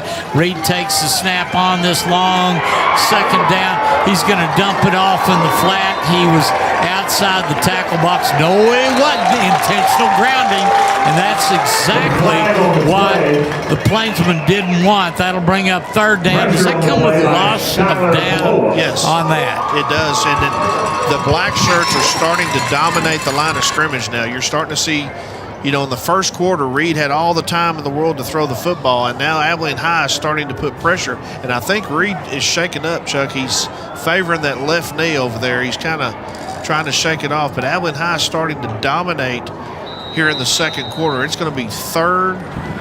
It's going to be intentional grounding, loss of down. Intentional grounding, number 16, offense. Spot foul, loss of down. Right now, time Lubbock Monterey has taken a timeout to avoid the 10-second runoff.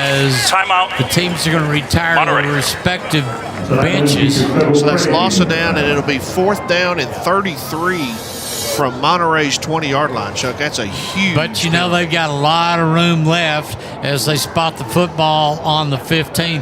They only have 85 yards to go to get back into this game. Eagles leading 27-21. I don't see Coach Sims going for it down here. I don't. Not with a minute 8 left. Jason Sims is a smart guy. I don't think he's going to burn both ends of the candle between now and intermission. But Abilene High with a golden opportunity here with a minute 8 left, 2 timeouts. Chuck, how big would it be for Abilene High to score before half and going up 34-21 or even 30-21? Well, you know, I think that is probably the intention of the Abilene Eagles is let's take it away and try to punch one more in and have a whole lot more breathing room. Or as our friend Blake Williams from State Farm would say, let's get an insurance score. So on 4th down, the Plainsmen are going to punt from the 20. And their punter is Eric Martinez. He's going to get a punt off. It isn't going to be a thing of beauty, more like a dying duck. Lands at the 45, picked up by the Eagles. Here's the return, Braden Henry. He's going to step out of bounds at the 48. So the Eagles have 58 seconds, and they will be able to try to go 53 yards to get another score between us and intermission. And if I know Abilene High, they're going to try their best to cover a lot of turf in a short time. Yes, and Abilene High in great field position, plenty of time, 2 timeouts. And I'm sure Coach Hartfield has got a plan in place for your, they run 2-minute drills every day in practice, Chuck, I'm sure. So the Eagles have 53 yards to go. Braden Henry pitches to the outside at the 50-45, stepping out of bounds at the 41-yard line is Ethan Joyner. So the Eagles do get the first down. And now move the sticks, huddle up. In fact, the Eagles are going no huddle as they come up. As once again, you're going to have Braden Henry in the shotgun. Ethan Joyner, who just got that first down, lines up behind him, trips to the left, and right now Henry's going to get it. He's hit, and he tries to break a tackle. He's going to be knocked down for a couple of yards lost. Eagles still have all 3 timeouts left, 47 seconds left here in the first half. Timeout called by Abilene First High. short timeout, Big play by Abilene number High. 20, Sean Calderon for the Plainsmen. And now Abilene High facing a 2nd and 13, I believe. They've got to get to the 32, so that would 12. be 18. Yeah. And from the 44, yep, it's going to be about 2nd and 12. 2nd and 12 for Abilene High. Got 1 timeout left, 2 timeouts left, actually. And plenty of time here, Chuck, to get a field goal or a touchdown. And we know Batinji's range. He kicked a 40-yarder the last time we were here 2 weeks ago. And that's Elijah Batinji. Yeah, Elijah, his brother. He kicked the 40. So that could be something, but still 47 seconds is a whole bunch of time as the Eagles come to the line, 2nd down and 12 from the 44. And right now, Tristan Beal is in a quarterback. Henry is a slot to the left. Beal looks to the right, throws, and he's going to underthrow his receiver at the 30. He was trying to go to Jaden Jackson, who has already gotten 1 touchdown catch here in the first half. That stops the clock at 43 seconds and brings up 3rd down. And speaking of, we were talking about math, and we were grappling for numbers a while ago, and I've reminded you several times from my hometown of Breckenridge, there are no world-renowned mathematicians, but I will tell you, Colby Hartfield is a Breckenridge buckaroo, and the coaches at Hardin Simmons said he was a pretty good wide receiver. So we're ready to come back to action as Henry throws out in the flat, and it's going to be Joyner. He cuts across the grain at the 40, slung down at the 35, clock moving at 34 seconds, and the Eagles coming up looking to try to move the sticks. They're at a 4th down situation. They didn't know Coach Hartfield was a good pitcher. I did. Second charge He was a pretty good one, according to my friends that were coaches in Breckenridge that had him, said he was a great wide receiver, good defensive back, and they're not surprised that he's a successful offensive coordinator. 4th and 3 here, and Abilene High called the timeout. They've got 1 left. Both teams with 1 timeout left, 30 seconds left here in the first half. And Chuck, what kind of play is Coach Hartfield going to run right now? You know, he was coached by Jess Burleson at Hardin Simmons, and there's no telling what they'll do on fourth down. But he wants to keep moving the football. 30 seconds isn't a whole lot to move 35 yards for this Eagle offense. No, it's not. And I think you're going to see something that Monterey hasn't been prepared for. And that may be involving Braden Henry. Let's see what we do on 4th and 3. Henry in at quarterback again, taking the snap, and they're going to give the ball up the middle. Moving the football, Braden Henry. He will get it to the 33-yard line. And is that going to be a first down, Greg? No, that's a turnover to the Plainsmen. They didn't get enough for the first down, so it's going to be 1st and 10 Monterey at their own. Well, the head linesman kept moving the down box, and I was trying to figure out where they moved it to, and now you're right, it is a turnover. So now with 25 seconds left, they're going to spot it on the 34-yard line. The Plainsmen get the football as they trail Abilene High by 6, 27-21. Would not be surprised to see the Plainsmen and Jonah Reed go deep on this one play. Drop back 2 steps. He's looking, throwing across the middle. It's going to be picked off, but dropped by Dela Cruz at the 42. That's going to stop the clock at 19 seconds. Tell you what, Chuck, and if Dela Cruz, Xavier's doing his push-ups, and he should. If Dela Cruz catches that ball, he's gone. There was nobody in front of him.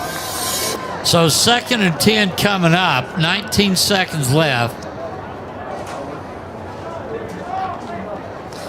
A little bit of quiet here in the waning seconds of the first half. Jonah Reed's going to send 3 out to the left. 3 to the right, nobody to the left. Takes the snap. He's at 6 steps, drop back, throws the ball out into the flat. And are they going to call it incomplete? And yes, they do. That stops the clock with 14 seconds left. The incomplete pass for Monterey. Very close there, but he didn't catch it. And so that was to Q Boyd. So 3rd down. Maybe 2 plays left here in the first half. Yep. 3rd and 10 for the Plainsmen. Both teams with 1 timeout, 14 seconds left. From the 34-yard line, if Monterey wants to get into the end zone, they've got to go 66 yards. Jonah Reed, snap, delay. Here's a reverse, going to be a pass, throwing it downfield, and it's going to overthrow his receiver at the 35. Little trickery. Yep, Cam Taylor was trying to hit Noah Alexander on the wide receiver pass. So what's big about that, Chuck? 4th down, clock stops. You have 7 seconds. You need a big return here or a block punt to maybe give you a chance at a field goal. But nevertheless, Abilene High leading 27-21 here in the first half, and they will get the ball to start the second half. All right, let's see. Normally their punter is Martinez. Dallas Trevino is going to be back as the punter. Timeout is called by Abilene High. They saw something that didn't look kosher. That's because your regular punter isn't there and your backup quarterback is. Yes. So timeout on the field, 7 seconds left, or James Bond with 007 on the scoreboard. Eagles leading 27-21. Coming up at the half, once again, we're going to catch up with the stats and the scores and also take a look down the road with the Eagles open next week, and then by-district starts in 2 weeks. I've got one score I can give you right now that we're keeping it on for the Cooper Cougars. At halftime, Lubbock Cooper leads Wiley 14-13. And if that happens, Wiley will be airing up basketballs sooner than they thought. They will have 3 losses and more likely not make the playoffs, yes. Which probably would be the first time since maybe Terry Townsend was the head coach before Hugh Sanderford. And in our district right now, Emerald High is all over Lubbock High, 50-6 in the second quarter. So it is 4th down. You've got your regular punter, Martinez, back in, and he's going to put a boot into it. It's high, end over hand, and Henry's going to let it roll past him, and the clock will go to 0, and that means the first. That's the end of the first half. As the teams go to the locker room. Abilene High 27, and the Plainsmen of Lubbock's Monterey 21. We're going to take a break and come back with our halftime show, which is brought to you by Ivy Property Management. They offer you rental housing and top-tier customer service. We'll be back with the Ivy Property Management halftime show here on AISD Live.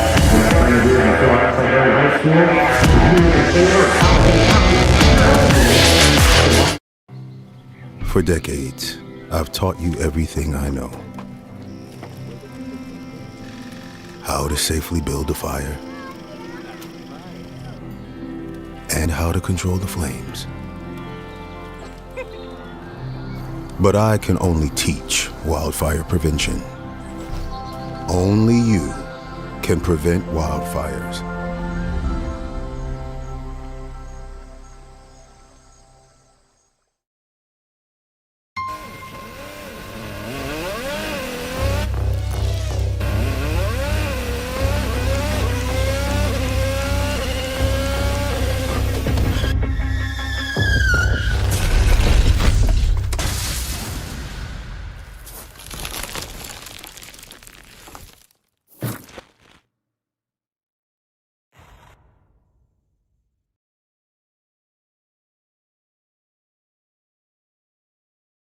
Property management, because for 50 years they've been putting people in their place. Ivy Property Management, give them a call tomorrow, and once again you can move up to better family housing.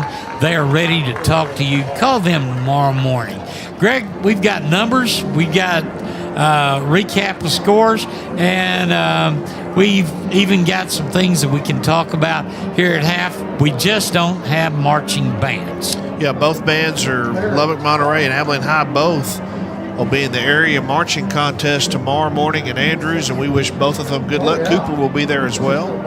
I'm not sure about Wiley, but all three bands made the area round of the marching contest, so we wish Abilene High and Cooper very good luck tomorrow in the marching contest. But Abilene High, Cooper, and Wiley are in the same district in everything except football. Abilene High is Division I in Class 5A. Cooper and Wiley are the same thing. So in tennis, golf, basketball, baseball, softball, and marching band, they are all competing in the same division. So we wish them all well because they all represent Abilene. And Abilene High is the oldest marching band in the state of Texas. You know, and while we've got a little time to say this, the late Mark Rogers, who was my broadcast partner for 4 years, when I would say the oldest marching band in Texas, he would get up and mimic that he was on a walker. And what a great guy. And of course, you knew Mark for a long time as well, and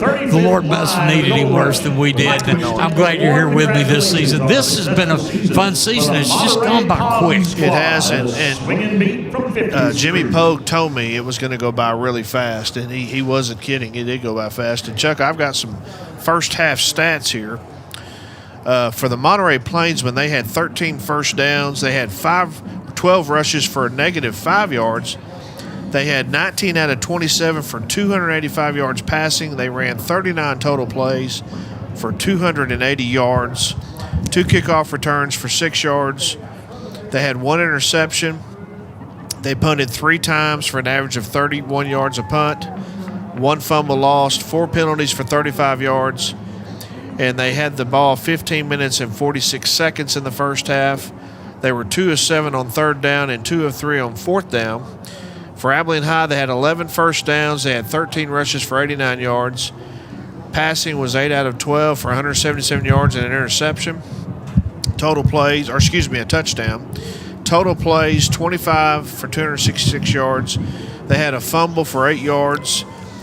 That was Jaden Starks picked up that fumble and ran for 8 yards, and they had the ball 8 minutes and 14 seconds. They were 3 of 4 on 3rd down and 0 of 1 on 4th down, and they were 1 of 1 in the red zone. Jonah Reed for the Plainsmen, 18 out of 25, 270 yards and 3 touchdowns in the first half. But Abilene High has shut the running game down for the Plainsmen as they have a negative 5 yards on 12 carries in the first half. Q Boyd had 3 catches for 89 yards. Noah Alexander, 8 catches for 75 yards. And Cam Taylor, 8 catches for 121 yards. So the 3 big receivers for Monterey having a pretty good half. Abilene High, Tristan Bill, 4 out of 7 for 30 yards. Braden Henry, 4 out of 5, 147 yards and 2 touchdowns. Rushing, Ethan Joyner, 5 carries for 46 yards, and Braden Henry, 6 carries for 33 yards. And receiving is Majula Boso, 365. His long was a 43-yard touchdown reception, but Jaden Jackson with the big 1 catch for 82 yards and a touchdown. And then, Chuck, I'm going to let you go over the scoring summary of how the game got kicked off and scored there in the first half. Well, Abilene High actually got on the scoreboard first. Braden Henry rushed for 31 yards for a touchdown, and the Batinji kick was good as the Eagles led 7-0. Then Jonah Reed pass complete to Q Boyd for 43 yards and touchdown. The Martinez kick was good, but go back and correct this because the extra point kick went wide to the right from Elijah Batinji, and the Eagles led 6-0. And then when Boyd scored his, the Martinez kick was good. So Monterey actually led 7-6. And then when we had 1:12 left, Braden Henry threw a complete pass to Majula Boso for 43 yards, and the kick was good. Eagles led 13-7. Then Jonah Reed had a pass complete to Cam Taylor for 35 yards, and the kick was good. And Monterey led 14-13. And then Braden Henry completed a pass to Jaden Jackson for 82 yards, and the 2-point attempt was no good. Eagles led 21-13, and then Majula Boso rushed for 6 yards, and the kick was good. Eagles led 27-21. That's our score here at the half. So Abilene High right now, they've been up, they've been down, and they're consistent right now, leading 27-21. And Greg, we're looking at scores throughout the big country, and we'll catch up with some of those later. But while we're here at the half, we want to say thanks to some of our premier sponsors. And let's just say even Great Lakes Cheese, we can see their building from here in the press box at Shotwell. You know, they're not just a company, but they're an employee-owned family.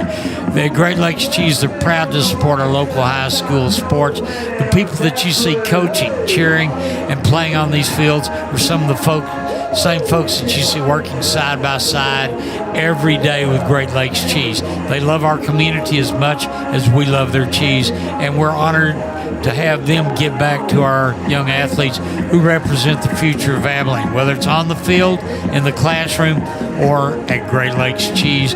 Teamwork and dedication are what they strive for, and they drive for success. So thank you for letting Great Lakes Cheese be a part of your journey from their family at Great Lakes Cheese to yours. Let's keep supporting our kids and our schools and our hometown pride.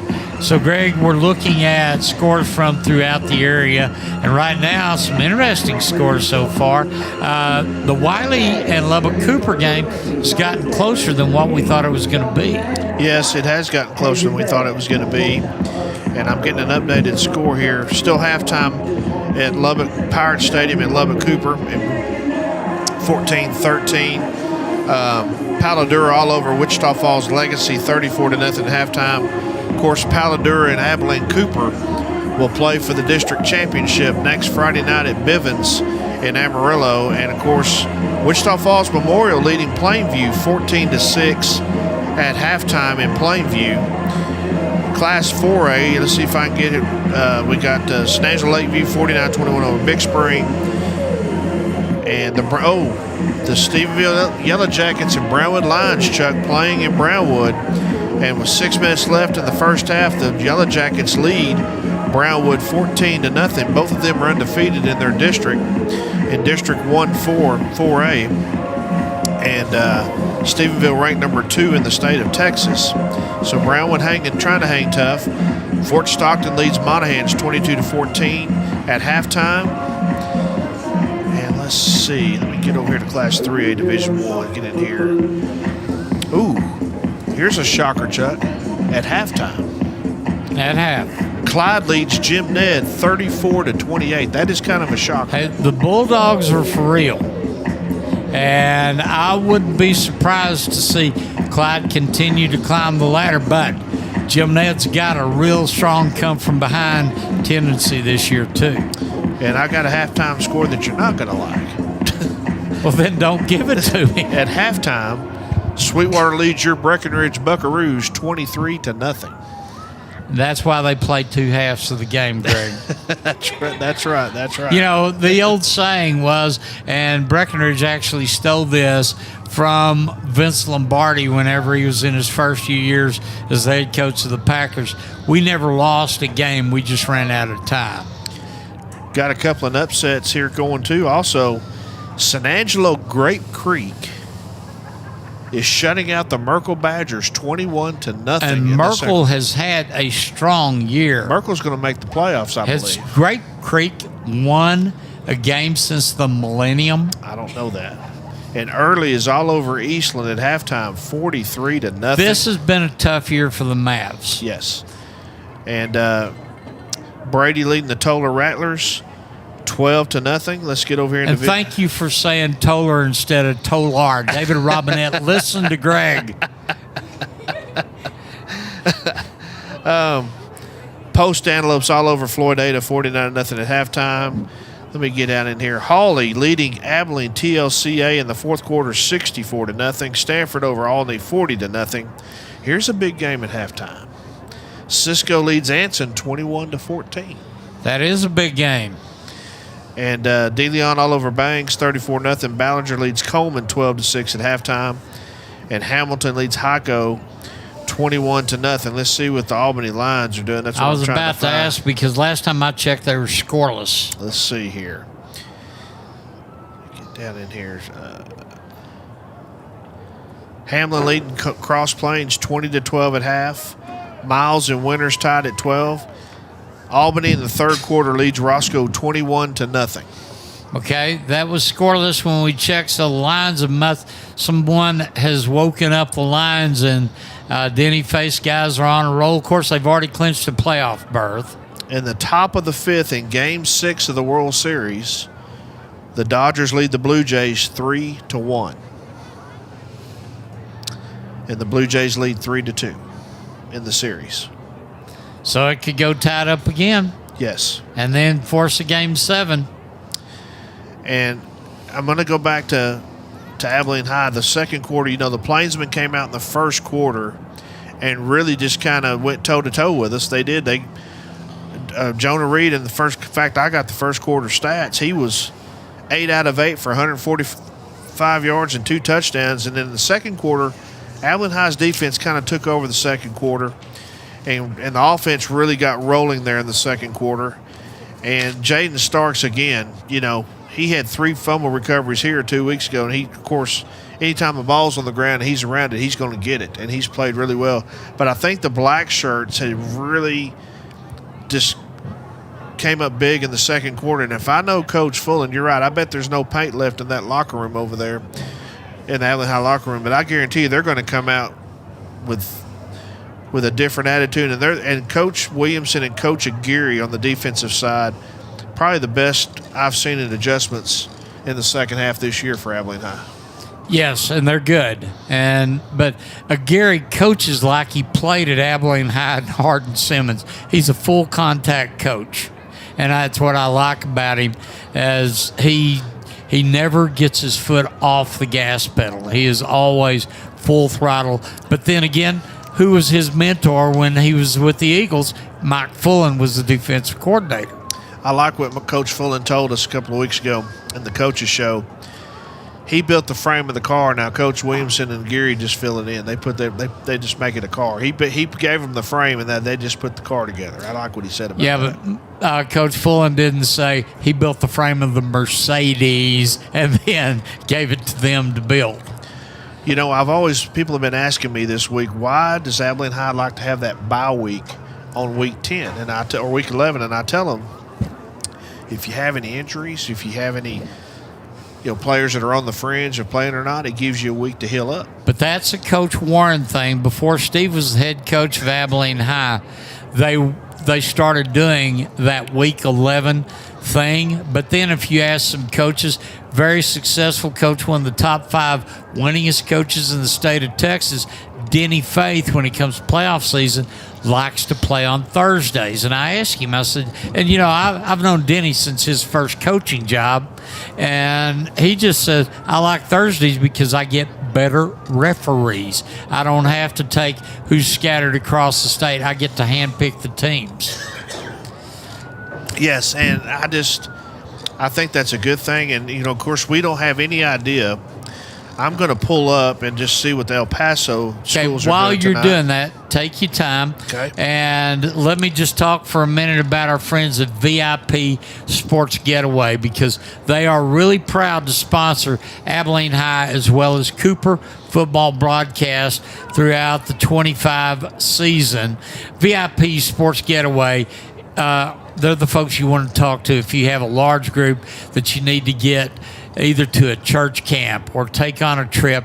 Just call VIP Sports Getaway to help you get where you need to go. They've got modern buses, and they've got a van fleet and experienced drivers that will get you to your destination safely and comfortably.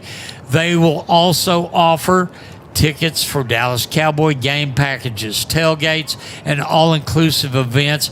They will also work with Abilene ISD to move teams, bands, spirit squads, fans, and other groups to games and competitions all over Texas.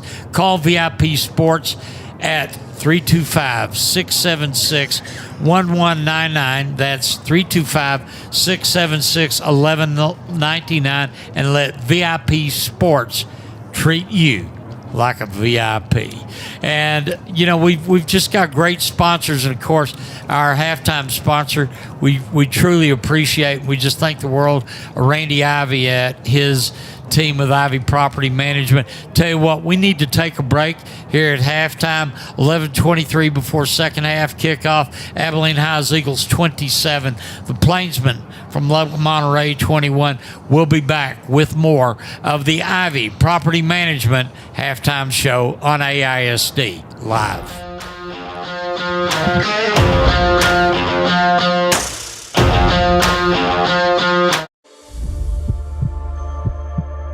This is our future. This is our journey.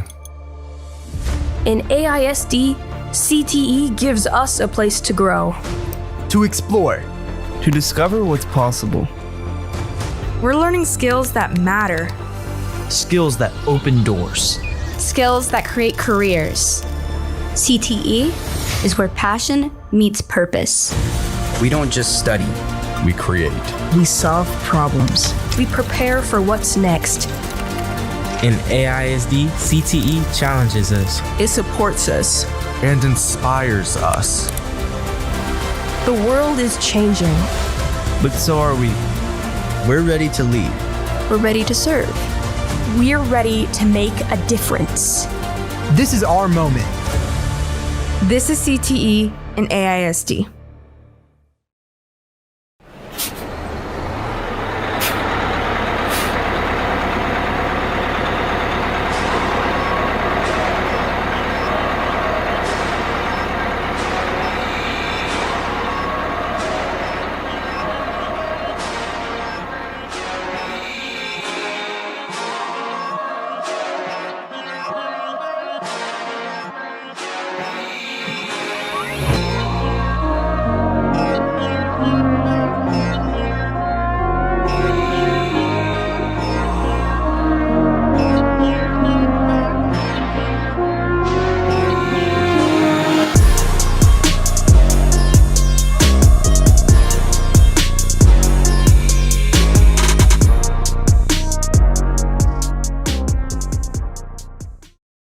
El Paso Bel Air, El Paso Americas, and El Paso El Dorado. So if Abilene High wins the district, the fourth place team out of that district will come to Shotwell and face Abilene High. And there's a big game at Bivens next week as well in our district.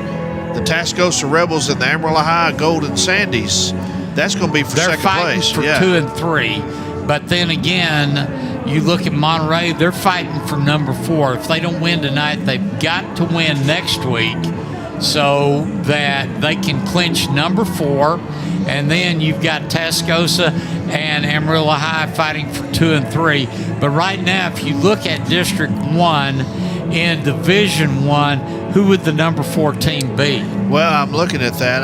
Let me just pull up and see if I can find that out right quick while we're talking here. Let me see here.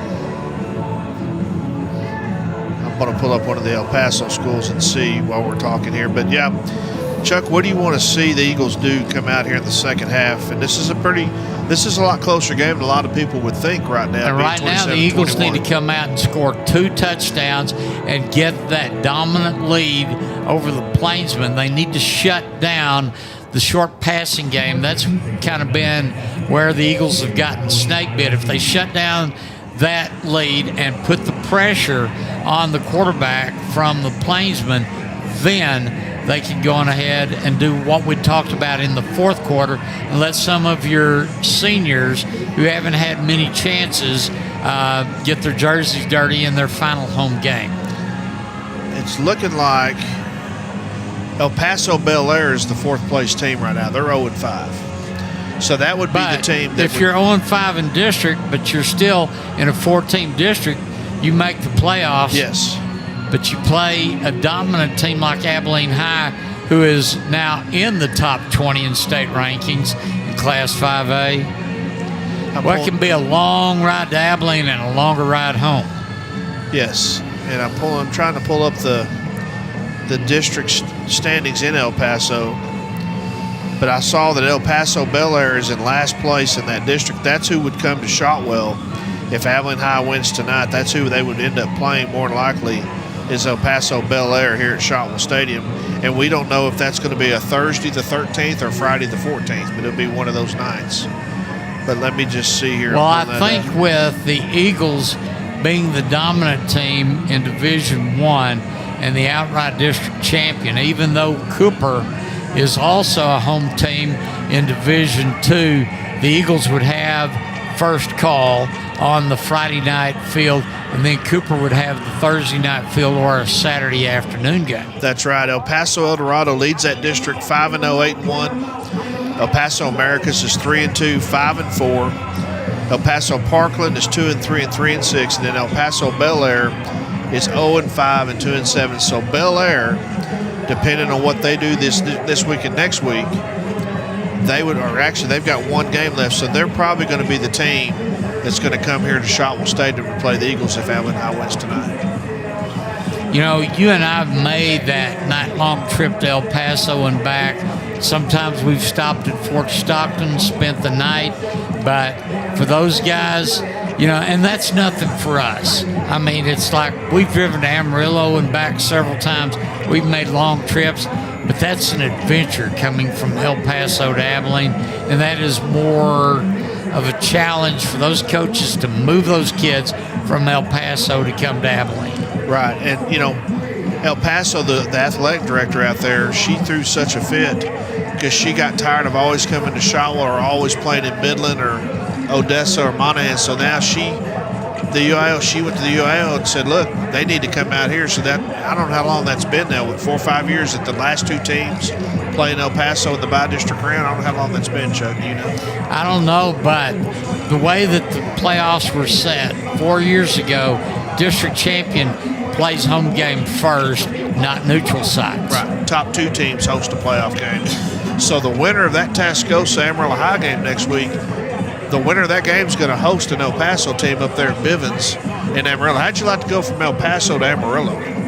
Think about that. You know, or vice versa. In 1981, when I got out of the Army, I went from Fort Jackson to Dallas on a Greyhound bus. I think I'd much rather do that than go El Paso to Amarillo. Right. Chuck, the teams are warming up on the field. We're 4 minutes away from kickoff here in the second half. We're still in the Ivy Property Management halftime show, and I just want to thank all of our sponsors, like you've already thanked them, but especially Ivy Property Management, his staff, and for what they do for AISD Live, and Great Lakes Cheese, VIP Sports, Quad C Heating and Cooling. All of our great sponsors we have this year for AISD Live. Well, once again, we just want to say a special thanks to the folks at Ivy Property Management. Once again, you don't find many family businesses with family values these days, and they do have a belief that people are just as important as properties. Call them and move up to Ivy Property Management because they put people in their place and have done so for a half century. Ivy Property Management offering rental housing and top-tier customer service. Tell you what, Greg, we're going to take a break and come back and get ready for the second half kickoff in our final regular season district game, and the Abilene Eagles lead the Plainsmen of Lubbock's Monterey High School 27-21 here at the half on AISD Live. Love is a lesson that doesn't end. It knows no conditions, so you better buckle in. Love keeps you on your toes. It never stops, only grows. Love isn't easy, it's a commitment, especially when they're being their most resistant. Love is finding the right seat so you can take a breath. But remember, love isn't lax, it always double checks. Check that your kids are in the right seat at NHTSA.gov/the right seat.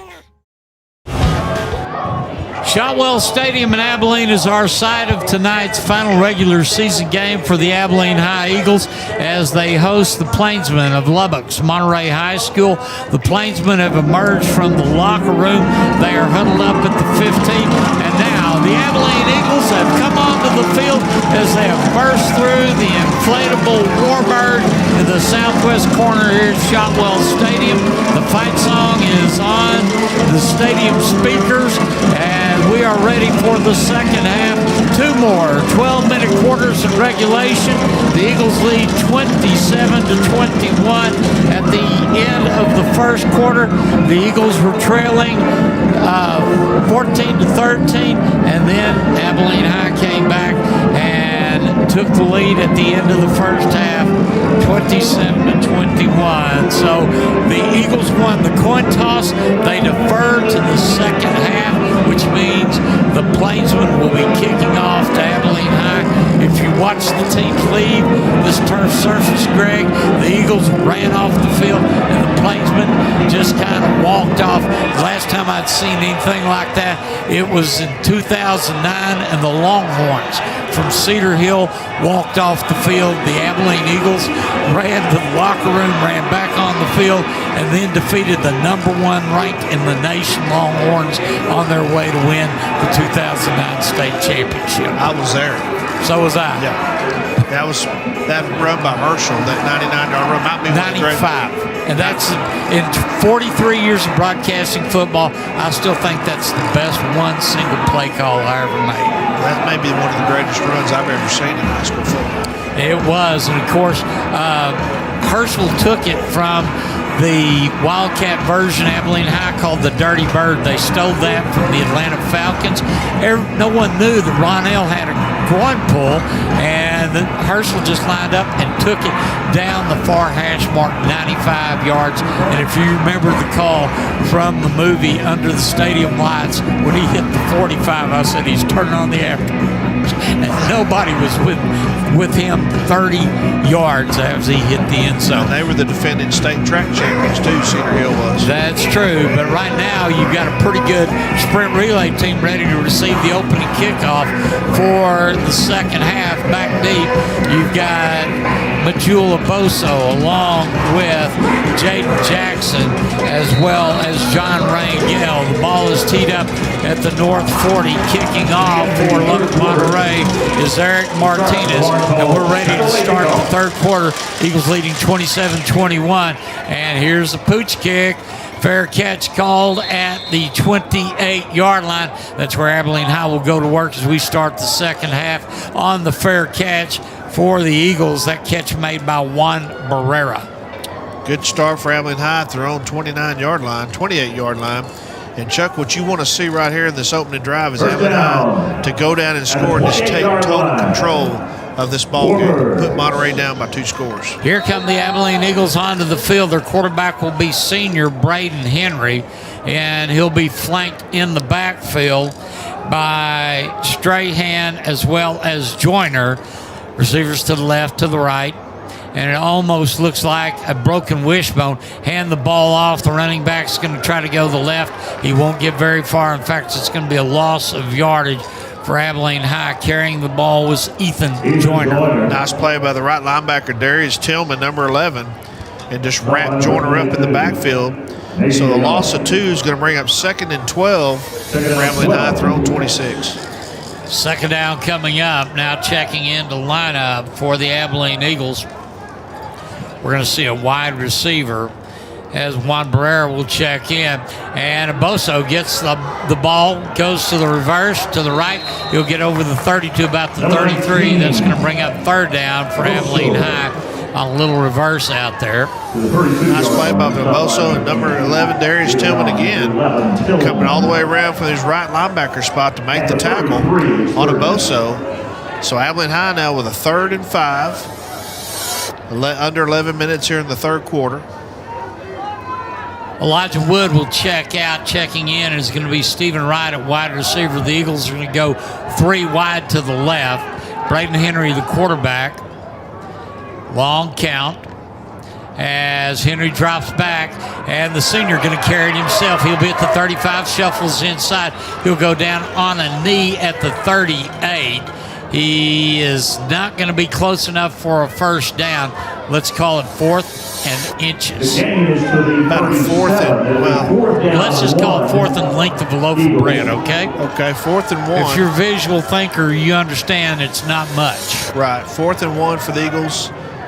10-15 left, and they're going for it, Chuck. And why wouldn't they? They've got a lead 27-21 on 4th and the length of a loaf of bread. Braden Henry in the shotgun.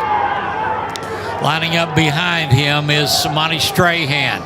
Single receiver to the right. You've got a wing stack to the right for Abilene High. And give the ball to Strahan. He follows his right tackle over the 40 to the 41. And Abilene High gets their first down in the second half. Yep, great run by Strahan, just following his blockers. Nice run, just found a little crease there and got the first down. So 1st and 10 for the Eagles at their own 41, and they're driving. 9:38 left here in the third quarter. And Strahan ran right over the linebacker Nate DeLeon on that one. First down for the Eagles from the 41. Henry going to change his play at the line of scrimmage. Now he'll step back. His running back is Joyner. They've got a wing to the left and a stack to the right. Man goes in motion, and Henry right up the middle at the 45, the 50. He faked the handoff and then just lowered his head and went right behind his guard and tackle to move to the 48-yard line. Nice fake to Aboso, and then he just exploded up the middle for 7 yards. It's going to be 2nd and 3 for the Eagles at the 48. And on second down, pass out to the right. Here's the catch over the 50. Eagles are into Plainsmen territory at the 48. Give Abilene High another first down. Nice pass to Aaron Brown, number 17 for Abilene High. And this is the kind of drive, Chuck, that we wanted to see Abilene High do to start the third quarter here. 1st and 10. Eagles going no huddle. John Rangel split out to the left. And you've got Jackson out to the right, Aaron Brown out to the right along with Aboso. He's in a slot to the right. Henry right now long count, takes the snap, two-step drop back, fake, right-hander, going deep down the left side, and you may have a flag. No flag over there. He was going for Rangel. Good coverage over on the right side by Aaron White. Nice place, nice coverage by Aaron White, number 12. But the double pump for Henry almost froze him, but he stayed with Rangel, and so now they took a shot. I bet you're going to see another shot like that, Chuck, before the third quarter's over with. Aiden Ushery's going to come in and tight end over on the far side to give a little more blocking beef-wise. No, they're going to put him in the slot, put a diamond formation with 4 receivers now. Ushery's going to come in, get down on the line, and the Eagles will have 2 to the left. That's the wide side. And you've got Bill as Bill in at quarterback, hands off, and the defense for Monterey smelled that one out as they took Joyner down. Didn't lose any yards, but didn't gain any either. Tamon Fitch with the tackle, number 13 for the Plainsmen. So no gain, 3rd and 10 at the 48 of the Monterey. And Fitch with a nice play for the Plainsmen there. So 3rd and 10 for the Eagles. 7:49 left in the third quarter. And it's 3rd down and 10 for the Eagles. And Brown split out way to the right along with the Boso. As you've got Beal, quarterback, Tristan, long count, taking the snap, two-step drop back, right-hander, rolls to the left, found somebody to the right. He's got a catch at the 37, and that is John Rangel, and that is also another Eagle first down. Nice play by Tristan Bill. He knew the pass rusher, number 10 from Monterey, was on his back. Jordan Evans was right behind him. Nice pass for the first down. Trips to the right on first down, pitch out to the right. You've got a catch at the 35 down to the 30. Good yardage for Abilene High. Nice drive. I like the call play by Coach Hartfield here. I like what he's mixing it up, the run and the pass. So 2nd and 3 at the Plainsmen 29. Abilene High is going to send a little more beef into the backfield. Skylar Famoa will come in to block for Abilene High as Tristan Bill, the quarterback. Braden Henry will stay in, and he'll go into one of the slots. It is 2nd down and 3. Bill takes his time, takes the snap, and ball on the ground. He tried to hand it to Ethan Joyner. Ball popped loose. Eagles should have recovered it. They did, Chuck, and that ball was on the ground for a long time. Monterey just didn't see it, so he didn't really lose any yardage there. Lost a little bit. It's going to be 3rd and 6. Lost 3 yards on that.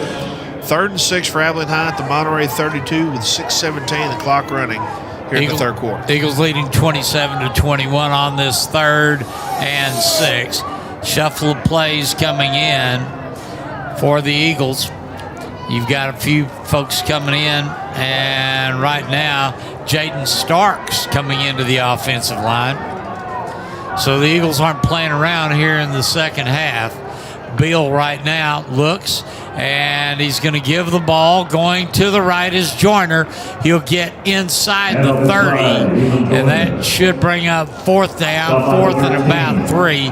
So now you're looking at, do the Eagles go for the field goal? I think that is going to be a little bit outside of Batenji's distance, and I think they're going to go for it right now as Henry comes in to do the quarterbacking on this 4th and short. I saw Strahan, number 20, and I saw number 54, Wyatt McMillan, come in as well. So Abilene High with the big package in on 4th and 3.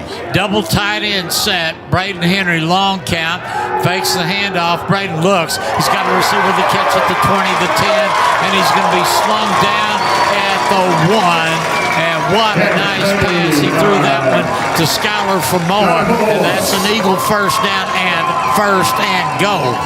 I like the way Abilene High uses the defensive players on the offensive side of the ball, Chuck. Famoa's been all in the backfield all night, but what a nice pitch catch for 1st and goal at the 1 for the Eagles. It is 1st and goal. 4:50 and counting on the third quarter clock. Eagles leading by 6, 27-21. As you've got Strahan lining up behind Henry. And it's Henry going to carry it into the end zone for an Abilene Eagle touchdown. foul. Great play by Henry. Just followed his blockers right in the end zone. Fake to Strahan. Just followed 67 for Abilene High. That's Jim Boema. That's your favorite lineman, Chuck. I think you call his name a lot. So Abilene High has taken a 33-21 lead here. 4:34 left, pending the extra point. Or are they going for two? I think they're going for two because I see Henry back on the field, Chuck. 33 Abilene High, 21 for Monterey, and it looks like it may be go for two. As right now, Tristan Beal is the Eagle quarterback. Pair of receivers to the left, to the right. And Beal looks, throws into the end zone, into the corner. And it is going to be a penalty. Pass interference called against the Plainsmen on the two-point conversion. So we may have a do-over on that one, Greg. Now, if it's on the Plainsmen, Abilene High will decline it, and they'll take the 2 points. But let's see what Glenn Bamlett says. Extra point is good on the two conversion. The extra point is good. After the play, and so personal now foul, our new score will be Abilene number 6, High 35, that penalty will be assessed on the Monterey kickoff. 21 on the pass into the end zone. But that penalty was a dead ball personal foul on the Plainsmen. So that's going to mark us up 15 yards on the kickoff. So Bill right there got the ball into the hands of his receiver, Braden Henry. And number 6, Zavari Hall. I guess the official didn't like the way he threw Henry out of bounds, so that cost him 15. But now Abilene High has taken the commanding 35-21 lead here in the third quarter. And Chuck, that's exactly what we wanted to see from the Eagles. So on that particular play, Henry scored on the 2-yard run and then caught the pass for the 2-point conversion. And then got the guy to throw him out of bounds to draw the personal foul. And so with the personal foul, you're going to back Monterey up 15. And so the Eagles will be kicking from the 45 on the Plainsman half of the field. So it's going to be teed up by Batinji at the 45. And kicking off for Abilene High is going to be Samuel Batinji. And do you pooch it or do you pooch it? Pooch it, I think. Chuck, what a drive. 12 plays, 72 yards. Took up 4 minutes and 34 seconds off the clock and a 1-yard touchdown run by Henry. And Samuel kicks it like it's an onside kick. It's going to go downfield. Was it touched by the Eagles? No. The linesman's going to throw a penalty flag saying it was kicked out of bounds. So lucky opportunity maybe for Monterey as they get decent field position as the ball was kicked out of bounds. Let's see how they place it and call it. So Samuel gets his first ever penalty. Yeah, it's a kick out of bounds. Boy, Abilene High almost got that pooch kick. Now they're talking about it a little bit to see where they want to mark the football. This is a good officiating crew. Yes. I've seen over the years where you've had a 5-man crew called Larry, Curly, Mo, Shemp, and Curly Joe. Free kick but out of these bounds. guys aren't them. 5 yards from First the out of bounds for spot. Monterey at the first down, Monterey 25. Monterey. So from the 25-yard line on the north end of the field, Abilene High leading 35-21. It's first down for the Plainsmen, and their quarterback gives. Running back is going to be Deuce Moore. Took the handoff from Jonah Reed, and he moved from the 25. Let's see where they spot it. As the linesman standing at the 33-yard line. Good pickup of about 7 on that. Brings up second down. Second down and 2 for the Plainsmen. But Chuck, look at their body language. They just look deflated, do they not? Yeah, they do look like they've just been in the ring with Rocky Balboa when he was in his prime. You're right. It is second down and 2. Throw out in the flat. Here's a catch. And right now, your defensive backs from Abilene High surround him like somebody on a good cutting horse. And they take him down, take Boyd down after a 1-yard run. But they do get the first down at the 36. That's the first down in the second half for Monterey. Yeah, it's Strahan, Famoa, and Kuntz all over there on the tackle. But first and 10 for the Plainsmen. 3:40 clock running, Chuck, here in the third quarter. From the 36, Reed Takes a snap, gives up the middle before that one gets out of the chute. Illegal Offense, procedure number 56. against Monterey. 5-yard penalty remains first down. Make it 1st and 15 from the 41. But that touchdown just doused the hopes of any Monterey comeback, because now Abilene High's got a commanding 14-point lead here in the third quarter, Chuck. Watching Travis Kern down on the sideline right now, he's just having a fit because he saw something he didn't like. Fortunately, the penalty flag backed it up. Right. So it is first down, 3:19 here on the third quarter clock. And Reed looks, throws, and it's going to be caught going down as he was tuck and roll. Looked like he's getting out of an airplane, and then goes incomplete. Second down coming up, stops the clock at 3:09. Ball hit the ground, Chuck, before it got to Boyd. 2nd and 15 from the 31 of the Plainsmen. Boyd's a good wide receiver. Also out there is Cam Taylor. He was out in that same area. Second down coming up. Reed, snap. Two-step drop back pressure. Going long downfield. And is it going to be a catch at the 36-yard line? First down for Monterey. And on the receiver there, that looked like Taylor. Actually, it was Q Boyd, number 1. Yeah, number 1. And good coverage by Dela Cruz was right with him, Chuck. So good right over the shoulder pass from Reed for first down for Monterey. So Monterey at the Abilene High 36, 1st and 10. From the Eagle 36, Reed, long count on the snap, draw play, gives to his running back Moore, and Moore gets less as the Eagles take him down. That's 24, Amari Strahan. Boy, we've been calling the Strahan brothers a lot tonight, Chuck. They seem like they're on every play just about. I think we've called every Strahan except Michael tonight. So it is going to be second down, spot the ball at the 33. Call it second, and now it's about 8. 2:10 clock running here in the third quarter. Plainsmen come to the line. Their senior quarterback, Jonah Reed, has Deuce Moore lining up to his left. Long count. Reed, pass out in the flat, and Moore makes the catch, breaks the tackle, goes over the 30, the 25, down to the 20, gets a first down. Great try by Charles Meeks. Had Moore wrapped up the backfield, and Moore showed his power and finesse and got away from him. So a big game for Monterey, 1st and 10 at the Eagle 17. 1:49 clock is stopped as he went out of bounds.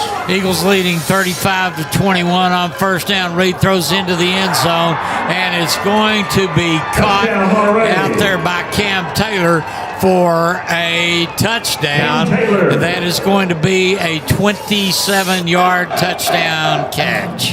Nice pitch and catch from Reed and Taylor, and Jeremiah Collins had great coverage.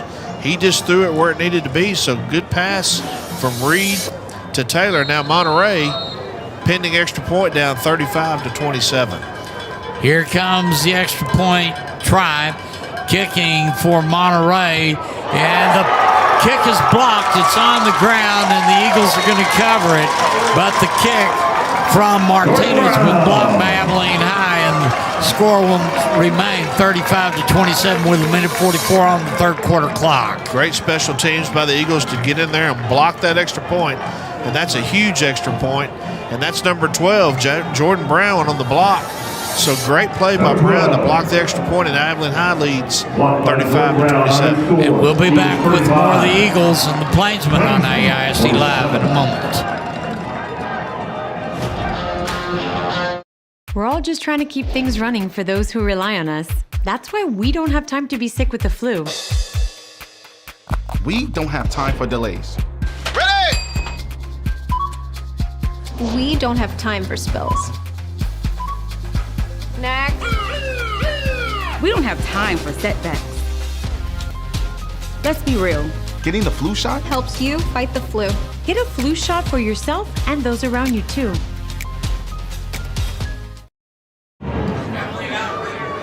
Kickoff from the Plainsmen. Ball teed up at the 40-yard line. Kicking off for Lubbock Monterey is Eric Martinez. Back deep for Abilene High. You're going to see Jaden Jackson, John Rangel, and Majul Aboso. They all stand at about the 10-yard line in anticipation of the kick. Minute 44 left in the third. Eagles leading 35-27. Here's a pooch kick caught at the 30. Fair catch.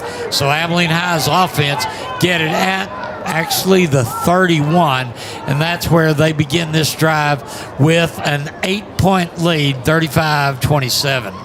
Juan Barrera with the catch there for Abilene High, the sophomore. So Abilene High at their own 31-yard line, a minute 42, leading 35-27 over the Plainsmen.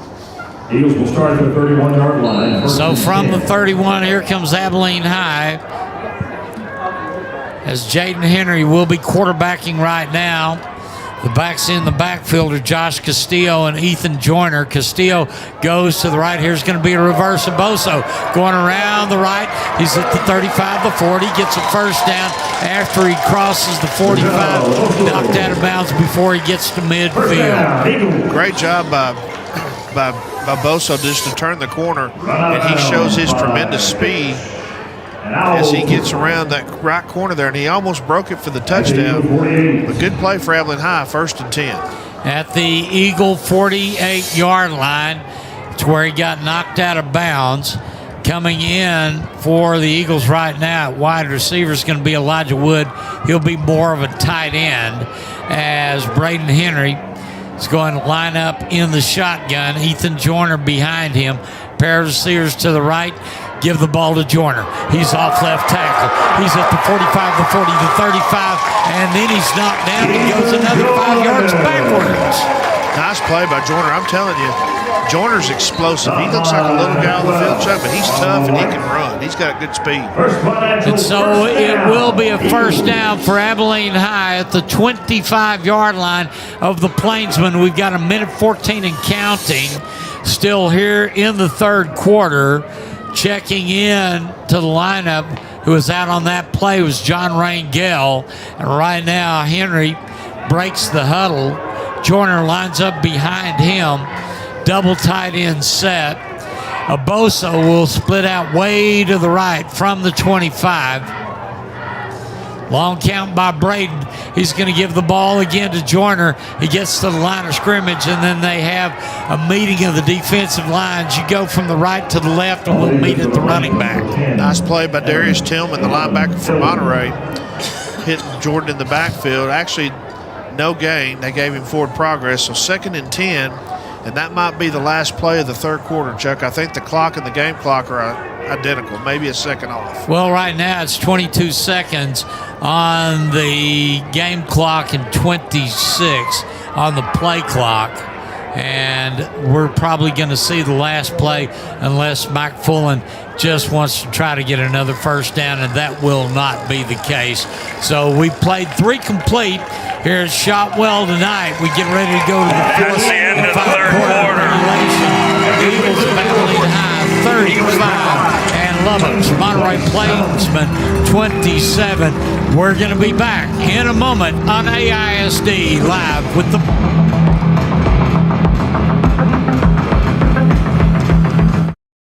Hello, Abilene. I'm James Montgomery, plant manager, Great Lakes Cheese. And I'm Trevor Hensley, production manager, Great Lakes Cheese. On behalf of all of us at Great Lakes, we'd like to say how proud we are to support all of our local high school sports through this sponsorship. At Great Lakes Cheese, we're not just a company.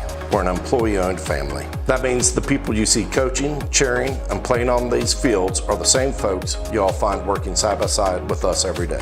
We love this community as much as we love our cheese, and we're honored to give back to young athletes who represent the future of Abilene. Whether it's on the field or in the classroom, or here at Great Lakes Cheese, teamwork and dedication are what drive success. To all the athletes, coaches, parents, and fans tuning in, thank you for letting us be part of your journey.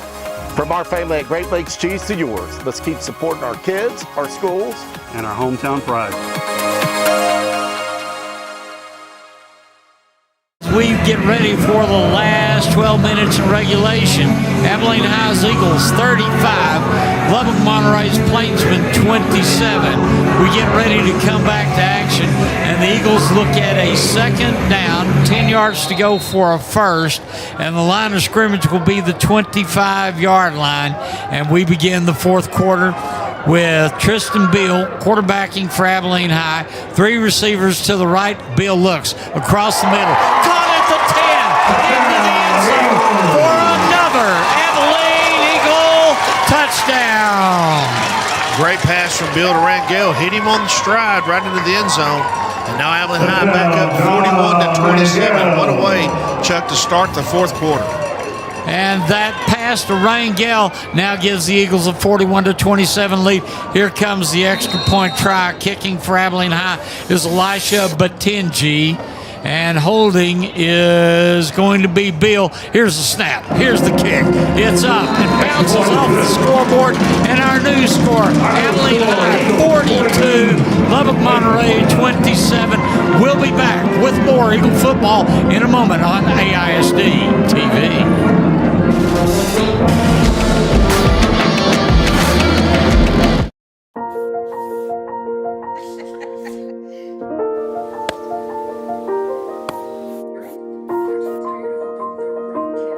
Hey, honey. We thought we'd try something new. Family art hour. What do you think? You got jokes. You're funny. Learn about adopting a teen from foster care. You can't imagine the reward. Learn more at adoptuskids.org. 15-point. And welcome back to the fourth quarter at Shotwell Stadium, Abilene High. Quick strike from Tristan Beal to Rangel on a 25-yard pass. The kick was good. Eagles now lead by 15, 42-27. Abilene High ready to kick off to Q Boyd and Cam Taylor. They stand at the 10, and kicking off for the Abilene Eagles is going to be Samuel Batinji. As well, a little bit of lightning in a jar. The lid just got a little more loose. That's right. I got a score from Lubbock Cooper. Start of the fourth quarter, Cooper leads Wiley 28-25. Here's Batinji's kick. It's a pooch, and it's going to be fielded at the 21. He didn't come down on a knee. In fact, he picked it up. He's running over the 35, over the 40. Good field position from Monterey. Thought he was going to go down on a knee, Greg, and he faked everybody else out, but the Eagles caught up to him. Nice play by Cam Taylor, yes. Good field position for the Plainsmen.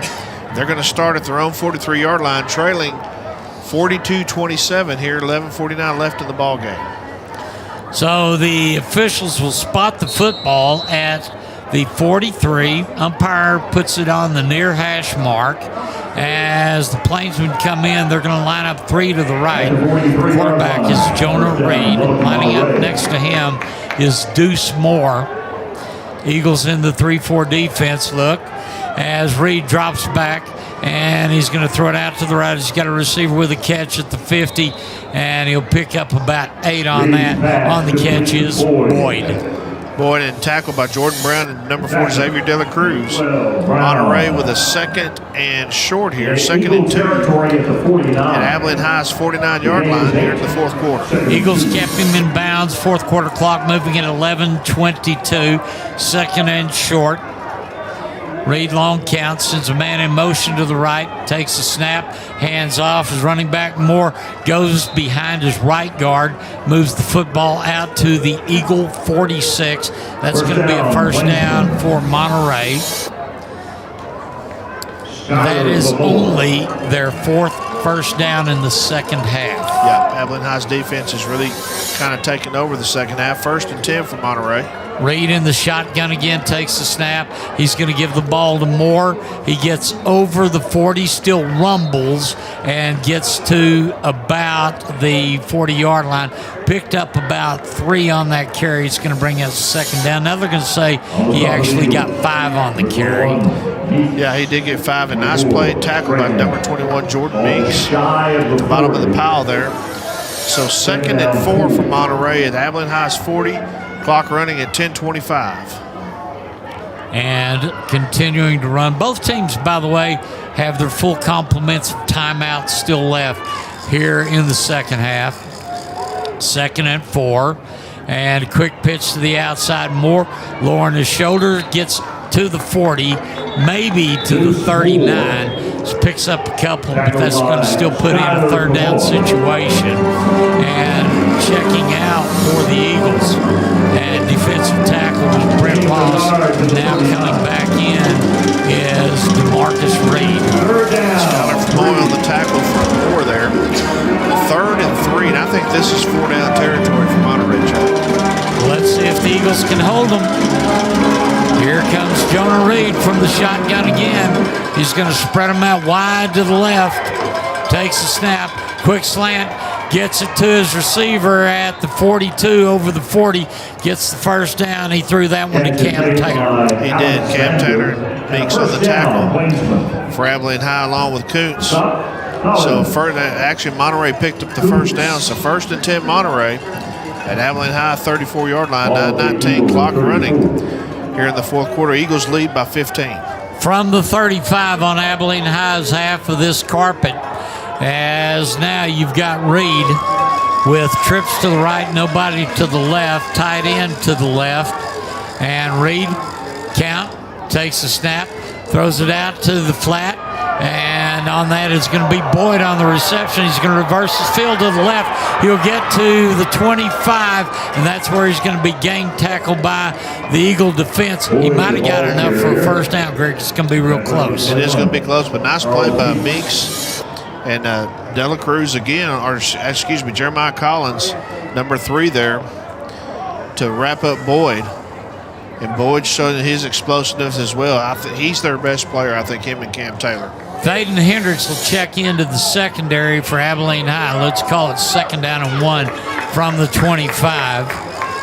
Reed in the shotgun, drops back, has a chance of 3, has a receiver with a catch at the 12, comes down with it, will get a first down, but I don't think it's going to be 1st and goal. Yeah, it is 1st and goal. They're at the 10-yard line. So 1st and goal at the 10. You're going to look at the right foot of the field judge, call it 1st and goal. And on that reception, it was Boyd. He had to go up and catch it over a receiver, or a defender, pardon me. So it is 1st and goal from the Eagle 10-yard line. Jonah Reed takes the snap, gives it up the middle. The running back, Moore, will be pushed back a couple of yards. Good defensive play by Jaden Starks for Abilene High.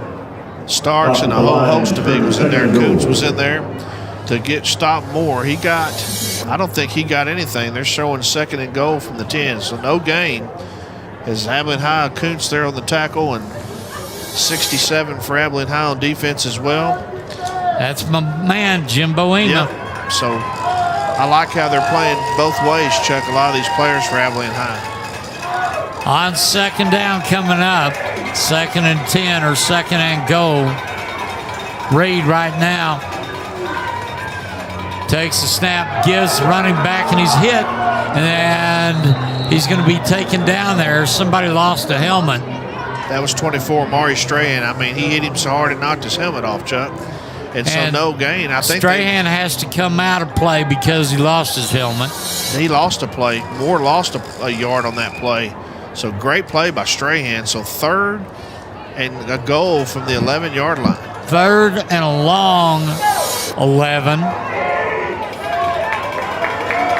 So Monty comes out as Reed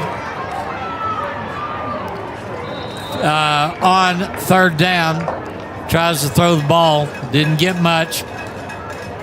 Pitch and catch to Boyd, a nice play by Jaden Brown, number 12. So now you got 4th and goal from the 4, and Monterey's going to go for it. So the Black Shirts can have a huge goal line stand down here, Chuck, if they can hold Monterey here. 15-point lead for the Abilene Eagles, 42-27. As Reed will now have Williams and Moore in the backfield, and he's going to throw it across the middle, and it's going to be incomplete. The Eagles will hold on this goal line stand. Ball goes over to Abilene High. Great defense from Abilene High. I think there's some miscommunication from Monterey. The 2 receivers just looked at each other, but great goal line stand for the Eagles. And now, Chuck, with 5:55 left, you can just try to run this clock out and win your district championship. Well, let's see if that's what happens. Right now, the Eagles, with the 15-point lead, are going to come in. You may see a sprinkling of clean shirts come in, but right now the Eagles just want possession. That's going to be the main thing, Greg. Yes, sir. As we will see Braden Henry ready to take the snap a yard deep into the end zone from the 4-yard line. Henry gets pressure, looks, throws downfield, and it's going to be batted away at the 40. That's going to stop the clock at 5:48. Yet another flag. Offsides, defense number 5. Offsides on the defense. 5-yard penalty remains first down. So they won't be on the 4, they'll be on the 9 with that 5-yard penalty. That's right, 1st and 5. So Monterey lined up offsides. So that's going to be a manageable first down. 1st and 5. Abilene High is just going to run. The clock is stopped on the incomplete pass. That was to Majula Boso. And so Boso stays out wide to the right. Henry's going to be back in the shotgun. And now they're going to be in a double tight end set. Boso goes in motion to the left. Henry gives it to Boso. He's going to reverse his field, take it out to the 17-yard line, and should get another first down for the Abilene Eagles. He did a great run for Boso and tackled Javon Ramon, number 5, made the tackle for Monterey, but Boso showing his thirst of speed through there to get the first down for Abilene High. Abilene High now, Chuck, just trying to get first downs and run the clock. So it is first down for the Eagles at their own 18-yard line. 4th quarter clock moving at 5:16. Braden Henry in the backfield. Lining up behind him is Ethan Joyner. Receivers to the left, to the right. Henry this time going to try to keep it. And when he did, he's taken down. Penalty flag comes out of the back pocket of the referee. That's going to be a hold or a face mask on Monterey. And right now, he's going to be talking to the umpire. And now they're signaling to the head linesman. I think it's on Abilene High. I think it's a hold on Abilene High. Abilene High. Right now, they're trying to get their stuff together. And holding offense, number 67. Against the Eagles. That's Penalties one of decline. very few penalties. They're going to decline it. Second down. They, being the Plainsmen, decline the penalty. That brings up second down. Yes. Second and, well, they say 1st and 14 on the scoreboard, but I think it's 2nd and 14. It will be 2nd and 14. Yeah. The line of scrimmage will still be the 14-yard line. And Abilene High will have that 2nd and 14 coming up. Long count. Henry looking at the play clock. He's going to milk this for all he can to let the clock expire. Now looks, throws out to the flat. Majula Boso hit at the 17. Still scratching and fighting, gets to about the 18. He'll pick up another small handful of yards. That's going to bring up 3rd and about 11. And the clock still keeps moving. Majula trying to stay in bounds. Nice fight from Majula. It took a whole host of Monterey Plainsmen to try to finally get him down, but he got the penalty back. So it's 3rd and 10 on Abilene High's 18-yard line. 4:08 clock running here in the ball game. And the clock is running. Eagles break their huddle. Going out way to the left for Abilene High. It's going to be Stephen Wright. 3 receivers to the left.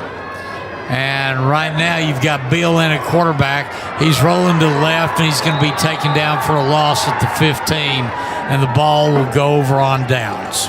Actually, it'll be 4th down. Chuck. Abilene High will punt. And Monterey's going to call a timeout to stop the clock. Timeout. And you're right. Lubbock, Monterey. 4th.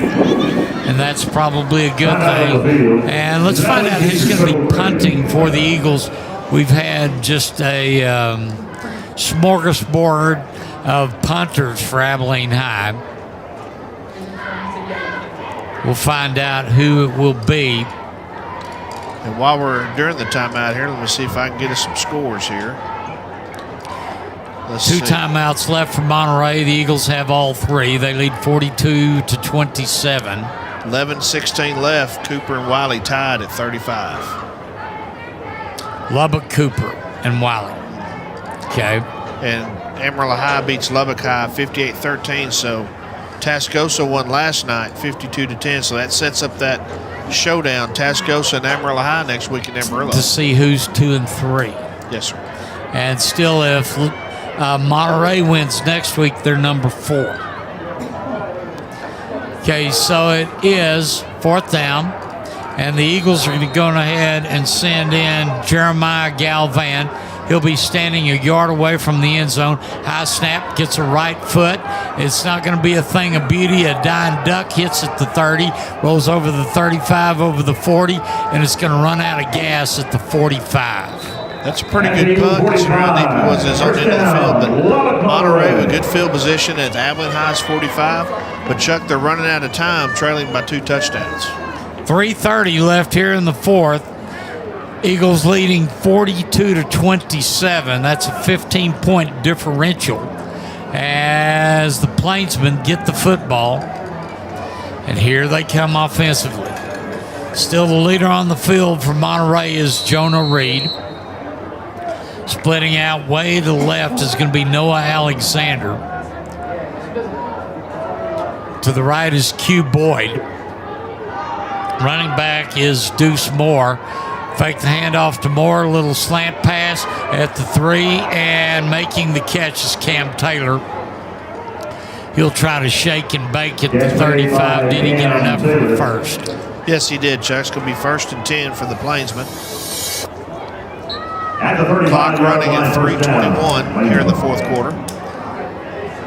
So the umpire spots the football at the near hash mark on the 1st down. Reed, long count.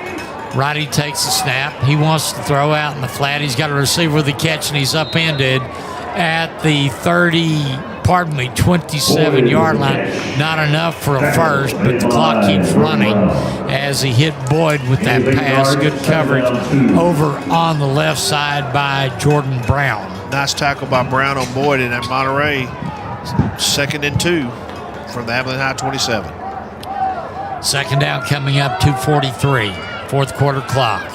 And now give up the middle draw play. Moore might get about a half a yard. That's going to bring up 3rd and short for Monterey. 4-down territory for Monterey, trailing by 15. DeMarcus Reed making the tackle for Abilene High. Yes.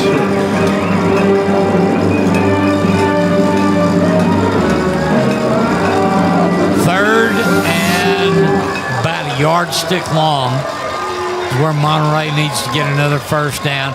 Reed drops back. He's wanting to put one into the end zone, and it is going to be a touchdown for Monterey from the 28-yard line.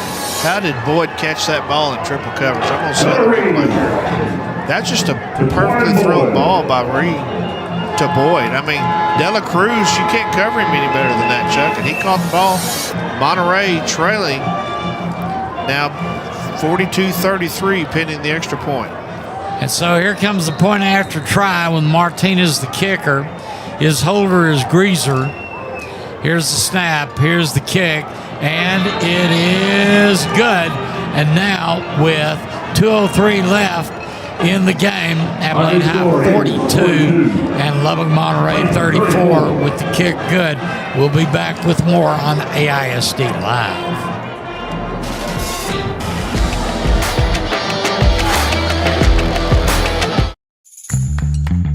The Big Country Athletic Hall of Fame is a nonprofit organization dedicated to the preservation of sports history, highlighting the spectacular achievements of the greatest athletes with ties to the Big Country. Come by and celebrate as we salute and honor the lives of those that gave us great joy as they inspired others and promoted the human spirit. The Big Country Athletic Hall of Fame is located in the Mall of Abilene, and admission is free.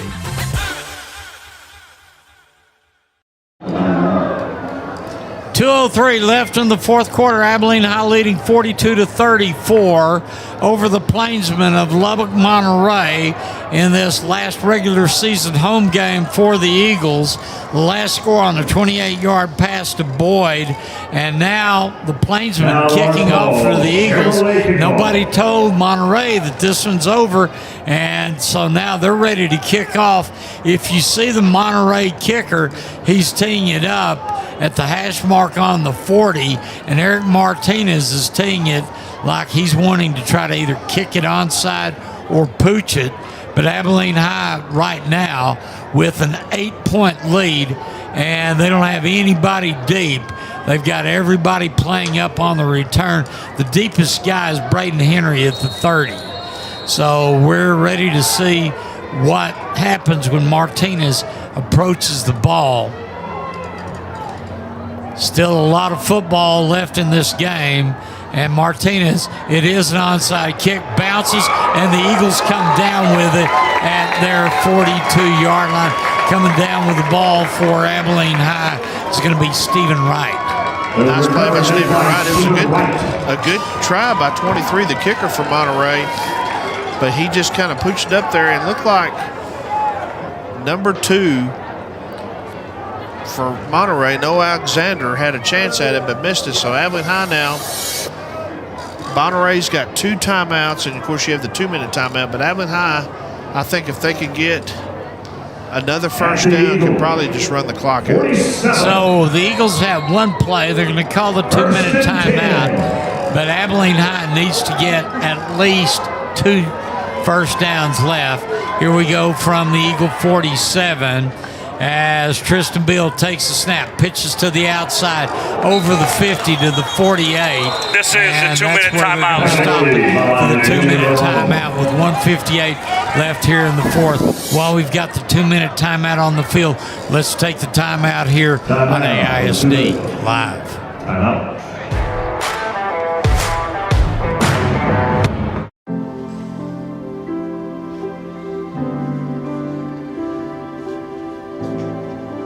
My relationship with my dad, I've had many male figures in my life, but there's only been one that has taught me that it's okay to be silly, it's okay to feel small, it's okay to admit you need help. And with anything, I can always go to my dad. Learn about adopting a teen at adoptuskids.org. And we're after the 2-minute timeout, 1:58 here in the fourth quarter. Abilene High 42, Lubbock Monterey 34. Last carry, Ethan Joyner picked up 5 on it, 2nd down and 5 for Abilene High on the 48-yard line of the Plainsmen. And this one is far from over, Greg. A lot of football left as the Eagles holding on right now to an 8-point lead in this last regular season district game. Right now, Braden Henry in at quarterback for the Eagles. As they come to the line, they'll see a double tight end set. And we're ready. As people are going to scatter, you'll have one receiver way to the left, and then looks like a 3-man wing to the right. Here's the pitch, and this is going to be Joyner. He'll go to the right over the 45, get to the 40, and the Eagles get one of 2 necessary first downs. They'll move it to the 40. Second charge timeout. For the field, the Plainsmen have 2 timeouts left. Abilene High has all 3. So first down, and timeout called by Monterey. They have 1 timeout left after the Eagles get this first down. And right now you've got to think, what is Monterey's plan? Try to get the ball back and see if they can do something. They trail by 8, but Abilene High, they're going to cover it with 2 hands when they get the handoff. Chuck, I don't think Monterey's going to get the ball back. As Abilene High, they have 1 timeout, so they're going to run a play here. Monterey will call a timeout, and that's going to be 2nd down, and they can basically pretty much run the clock down, or run it almost all the way out. So the Eagles come to the line, split out way to the left for Abilene High. You're going to have Stephen Wright along with Majula Boso. Out to the right, you got Jaden Jackson. Got Braden Henry now at quarterback. Aboso goes in motion to the right. They're going to hand the ball off. This is Joyner. He's going to be pushed back to the 47. That'll bring up final timeout. Long, and the fourth quarter clock is going to keep moving. Do we have timeout called on the field by Monterey? Somebody's got bad mufflers. We need to send them one of our advertisers to sell them something that's not a glass pack that's worn out. Number 10 for Monterey, Jordan Evans, made that tackle. That's their last time out. So basically, Abilene High, they've got second. This will be second down. They can just run this clock almost completely. Another first down, it's over. Another first down is what they really need to do, Greg. And if they can get inside the 30-yard line, then it's a W for Abilene High. But they've got to go on ahead and pick up this next 13 yards to ensure they get that first down. Let's see what happens as Monterey breaks their defensive huddle. Eagles surrounded by the coaching staff down on the field as we get ready to see what happens here in this, what could possibly be the last series. Braden Henry, the quarterback. Pair of receivers to the right. Tight end set to the right. You've got an H-back to block. Bosa goes in motion to the left, and Henry going to carry it. He's to the 40, cuts inside, 35, still trying to push the tackler, and Henry is pushed out of bounds at the 37. Braden picks up a handful of yards and should bring up third down. Stops the clock at a minute 39. At the 37-yard line. Third down and 7 at the Monterey 37. White on the stop. So if they get a first down here, pretty much ball game. But even if they don't, they're going to run the clock almost all the way out. Armand White just latched on to Braden Henry and wouldn't let go until he pushed him out of bounds. And I think that was the big thing, is let's get him out of bounds and stop the clock. Yes. So now it is third and 7 from the 37, and timeout first is charge called timeout, on the Abilene field. High. And Abilene High has called the timeout with a minute 38. First time out of the half for the Eagles, 1:38 left.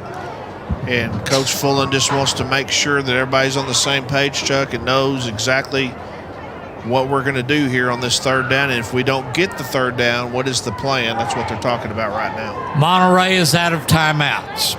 So the Eagles gather around their coaching staff. Monterey's going to go over to the opposite side of the field and be surrounded by their coaches. But right now, Abilene High looking at a 3rd and 7. The ball is on the 37. As we shared with you previously, the Eagles need to get to the 30, get that first down, and then that should ice it for the Eagles. Yes. And when's the last time Abilene High won the outright district championship outright? 2 years ago. Third down, 7. Just in case you're wondering. I was. Yeah. And thank you, Cody Coyle, for keeping the seat warm for you, Greg. Yeah. So it is third down for the Eagles. Double tight end set. Double wing set to the right.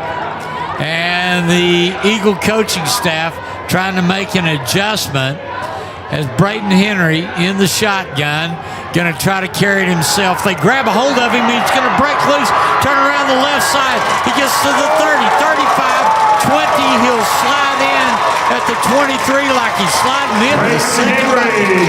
He just slid in for the game-winning run there. And that just pretty much will wrap the game up and the district championship for Abilene High. So all they got to do is take a knee now, Chuck, and run this clock out. And the clock has started with a minute 24, and they're at the Monterey 23, but this game is over. But the Eagles should line up in the so-called victory formation. Mike Fullen is sending some numbers in that we haven't seen much of. Tristan Bill's going to be the quarterback for Abilene High. And talk about the victory formation. Greg, you know who invented it? Who? Tom Landry. Really? Because he Roger Staubach go down on a knee, and the safety behind him was Charlie Waters. Wow. So nobody was going to hurt Roger if the ball went awry. But anyway, the Bill went down on a knee. They're going to move it back 5 yards on the loss. Clock moving at 40 seconds. So Abilene High sees the ball on the 29. They lead 42-34.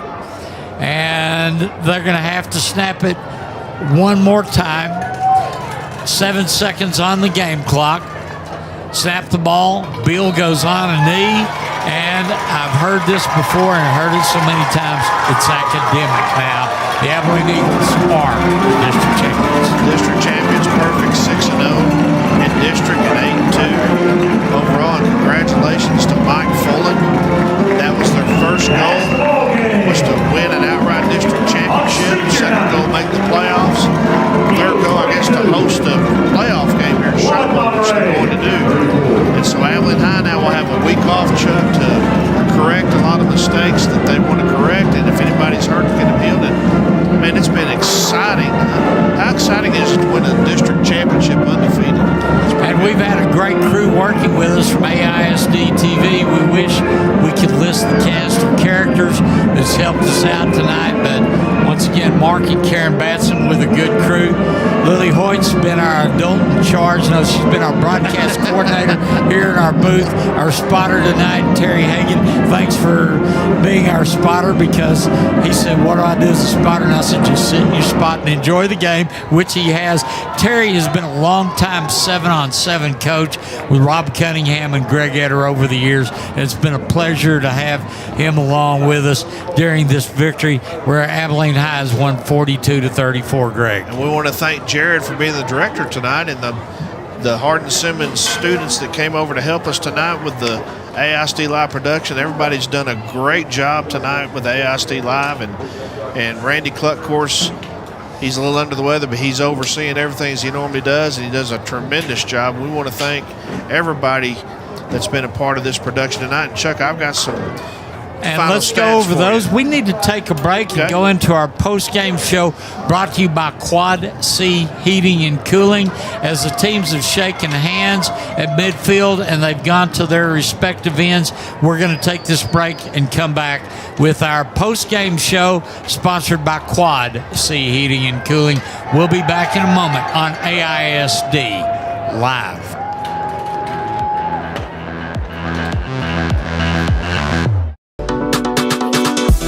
Ready for a more convenient way to purchase Abilene High or Cooper game tickets and a faster way to get to your seat in Shotwell Stadium? Abilene ISD is proud to partner with Hometown Tickets for online ticket sales at all high school athletic events in AISD. For easy access to purchasing, storing, and scanning your tickets at the gate, download the Hometown Fan app available in any mobile app store. Tickets for all high school athletic events can also be purchased on the AISD website via the ticket information page under Athletics or at the gate with a credit card. Varsity home game tickets go on sale at 8 a.m. on the Monday of game week through 12 p.m. on game day. Tickets are not sold on AISD campuses, and cash will not be accepted at Shotwell venue events. Additional information about sub-varsity and middle school game tickets can be found at AbileneISD.org. So what are you waiting for? Download the Hometown Fan app and get your tickets for the big game today.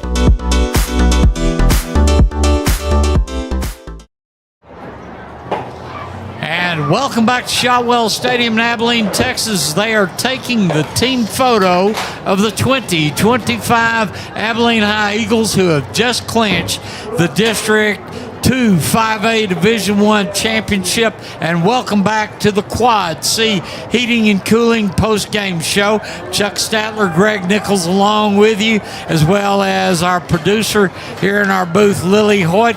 And the Eagles win this one, Greg, 42-34 tonight. A tough-fought game. Now, what does the game look like on paper? Well, I've got the final stats tonight, and there's a lot of stats to go over here.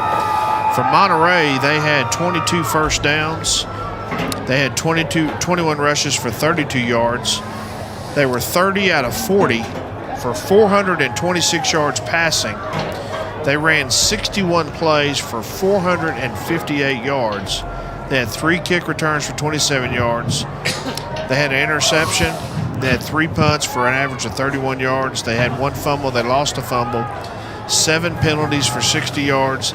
They had the ball 26 minutes and 3 seconds. They were 4 of 10 on 3rd down, and they were 2 of 4 on 4th down, and they were 1 and 2 out of the red zone. And Jonah Reed tonight from Monterey, 29 of 38, 411 yards and 5 touchdowns for the Plainsmen. Quentin Boyd, 11 catches, 198 yards and 3 touchdowns. Cam Taylor, 10 catches for 148 yards and 2 touchdowns. And Noah Alexander, 9 catches for 80 yards and no touchdowns. So the Plainsmen had a big night throwing the football. Abilene High had 23 first downs, 35 rushes for 173 yards rushing, 257 yards passing, 14 out of 19 for Abilene High and a touchdown. Ran 54 plays for 430 yards. They picked up a fumble, ran it for 8 yards. They had 1 punt return for 6 yards, 1 punt for 30 yards. They only punted 1 time. They lost a fumble, or they fumbled and got it back. They had the ball 21 minutes and 57 seconds. They were 5 of 9 on 3rd down, 2 of 3 on 4th down, and 2 of 2 in the red zone. Braden Henry, 7 out of 9, 183 yards and 2 touchdowns to lead the passing game for Abilene High. Tristan Bills, 7 out of 10, 74 yards, a touchdown and an interception tonight. Rushing, Braden Henry, 12 carries for 62 yards and 2 touchdowns. Ethan Joyner, 14 carries for 81 yards. And receiving was a big night for Jaden Jackson, 1 catch for 82 yards. Skylar Famoa had a catch for 28. Majula Boso, 5 catches for 76 yards and a touchdown. John Rangel, 2 catches, 37 yards and a touchdown. So a big night for Abilene High. And I'm going to give Chuck the scoring summary of the game. Final score. Right now, they're playing the Eagles school song, and I'm looking down on the field at Braden Henry holding the district championship trophy. He's just handed it to Jim Garfield, the executive athletic director for AISD. And I don't know how, Greg, but the box of T-shirts with the trophy has already been handed out, and this is one championship-looking team. So proud of Mike Fullen and his 8-2 Eagles as they get ready for the 2025 playoffs. Let's recap the scoring, if we may, please. Abilene High got on the scoreboard first when Braden Henry rushed for 31 yards for a touchdown. The extra point kick was no good. Then Jonah Reed passed for a completion to Warren Boyd. They called him Q for 43 yards. The extra point kick from Martinez was good, and Monterey led 7-6. And then Jonah Reed, his pass was completed to Cam Taylor for 35 yards for a touchdown. Martinez's kick was good, and the score was 14-13. And then as we went into halftime, the score, Braden Henry had a pass attempt to Boso, and it was good. And the Eagles took a 27-21 lead in at the half. Then the third, Tristan Bill caught Braden Henry on a pass, and the Eagles scored 35-21. Jonah Reed pass attempt to Cam Taylor, and it was a touchdown, but the Eagles came back with another score, 41-27. The kick was good, and then Batinji's kick was good after that. Reed had a pass complete to Boyd, and the score was 42-33. Martinez was kicked. His kick was good, and the final score was 42-34. And the Eagles have won this. The game that is a winner for several reasons. Last year, last game, Monterey upset Abilene High, and the Eagles had settled for co-district champs. This one, Abilene High has got the trophy all by themselves on North 6th Street. They do, Chuck, and I'm very impressed with Lubbock Monterey. They did not look like a 4-4 team tonight. And I'm going to tell you what's scary about Monterey. they have a lot of juniors coming back next year, so they're going to be hard to deal with next year. But tonight was about the Abilene High Eagles. Abilene High really impressed me. You know, Monterey came out and was just going toe-to-toe with us, but Abilene High took control of that second quarter and took control of that drive, that 12-play drive in the third quarter, to me, is what changed the ballgame, Chuck. And, of course, the defense rose up to the occasion again. The black shirts did their job tonight. And so now Abilene High, like we said, they get a week off. Right now, if the playoffs started next week, Abilene High would host El Paso Bel Air. And Bel Air barely lost tonight, 49-33. I think they barely lost. They lost 49-33. El Dorado, who's leading that district, beat America 68-47. Got a final from Lubbock Cooper. The Lubbock Cooper Pirates defeat the Wiley Bulldogs 42-35, and that pretty much, I haven't looked at that district standing, but I think Wiley's out with 3 losses.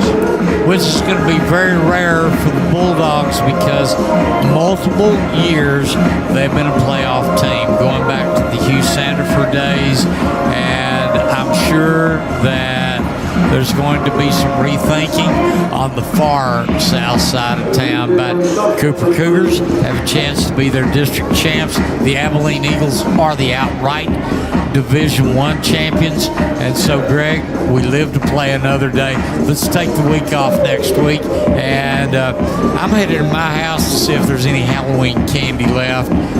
I'll give you one more score. Okay, one of my neighbors texted and said, kids are all over your front porch. I'm going to call Tom. I don't know who Tom is, but I hope he's not in my front yard when the sprinkler went off at 9 o'clock. The Dodgers lead the Blue Jays 3-1 in the bottom of the 8th of Game 6 of the World Series. So what we're going to see is a force to a Game 7. And if that's tomorrow, guess what? I'm going to watch a baseball game and enjoy it. But tomorrow, a lot of good football around. Our 3 universities are playing. Actually, let's call it 4 because we always overlook Howard Payne. But it's going to be a good weekend, just chill, and a good weekend to celebrate this team of gold and black, and Abilene High winning this game once again 42-34 and winning the outright district championship for District 2 5A Division I and start making playoff plans, Eagle fans. Yeah, get ready for the playoffs. And, you know, Mike Fullen, there's some things I know they want to correct. They gave up a lot of passing yards tonight. I'm sure they'll address that in the off week and the bye week. And Mike Fullen and Coach Williamson, Coach Aguirre, they're defensive geniuses, Chuck. You got 3 great defensive minds that can really just, the black shirts have gotten better every week. And, of course, can't say enough about your Breckenridge Buckaroo, Coach Hartfield, and what he does with the offense. You know, it's an entire coaching staff, but once again, Abilene, hey, stay cool in the winter and cool in the summer with Quad C Heating and Cooling. Quad C Heating and Cooling deliver fast service, expert repairs, and full installations. Don't wait. Call Quad C Heating and Cooling. Call them today, 325-480-1404. Greg, any final thoughts as we get ready to wrap up the post-game show tonight from Shotwell Stadium? Great win. I just feel so good, happy for Coach Fullen and the staff. They put in a lot of hours, a lot of work. What a job Braden Henry did tonight running the offense, and Majula Bosa and all the guys. But now, Chuck, the next season begins in 2 weeks. And so we don't know yet if it's a Thursday or Friday game, because if Cooper wins, they're going to host a game here. So I don't know how they're going to work that out yet. We'll have to find. We'll know next Friday for sure what the plans are. Well, we know there's an empty field out in Wiley for Cooper to play at. You know, I'm being facetious, and all my Cooper friends forget my daughter played varsity tennis at Cooper, so that's why I like to pick on them. But proud of Cooper. They were just barely got into the playoffs last year, outright district champions this year. But what you and I do is we get the pleasure of sharing the best seat in the house for Abilene Eagle football, and the Eagles are the district champions. And one thing I want to wish next week, if you're not, since Abilene High's off, tune in to AISD Live and listen and watch the Cooper Cougars play the Paladura Doms at Bivens, and we wish Rick Case and Jimmy Pogue have the call, and we wish Cooper the best of luck in trying to win their first district championship in 13 years. The last time they won it was 2012. So I wish Coach Aaron Rowe and the Cougars good luck next week as they try to win a district championship. Who was the coach then, Spradlin? I think so. No, it may have been Spradlin or Mabus. I'm not for sure. One of those two. It may have been Todd Mabus, and he's gone on to bigger and better things in his coaching profession, and we wish him well. But, you know, the last time the Eagles won a district championship, it was Mike Fullen. Right. We're glad about that. We'll have you a number for our next game on what Fullen's total coaching record is. We're proud of that Angelo State Ram and what he's done as he is coaching young men, teaching them football at the same time. And we want to wish all the local bands tomorrow good luck at the area marching contest in Andrews. Abilene High and Cooper, both are going over there. We wish them the best of luck tomorrow. And for all you pumpkin heads, happy Halloween. And for Greg, as well as Lily and Terry up here in the booth tonight, we say goodnight from Shotwell Stadium. Once again, the final, Abilene High 42 and Lubbock Monterey 34. God, please bless Texas, because the legislature is getting ready to go back into session. Good night, everybody.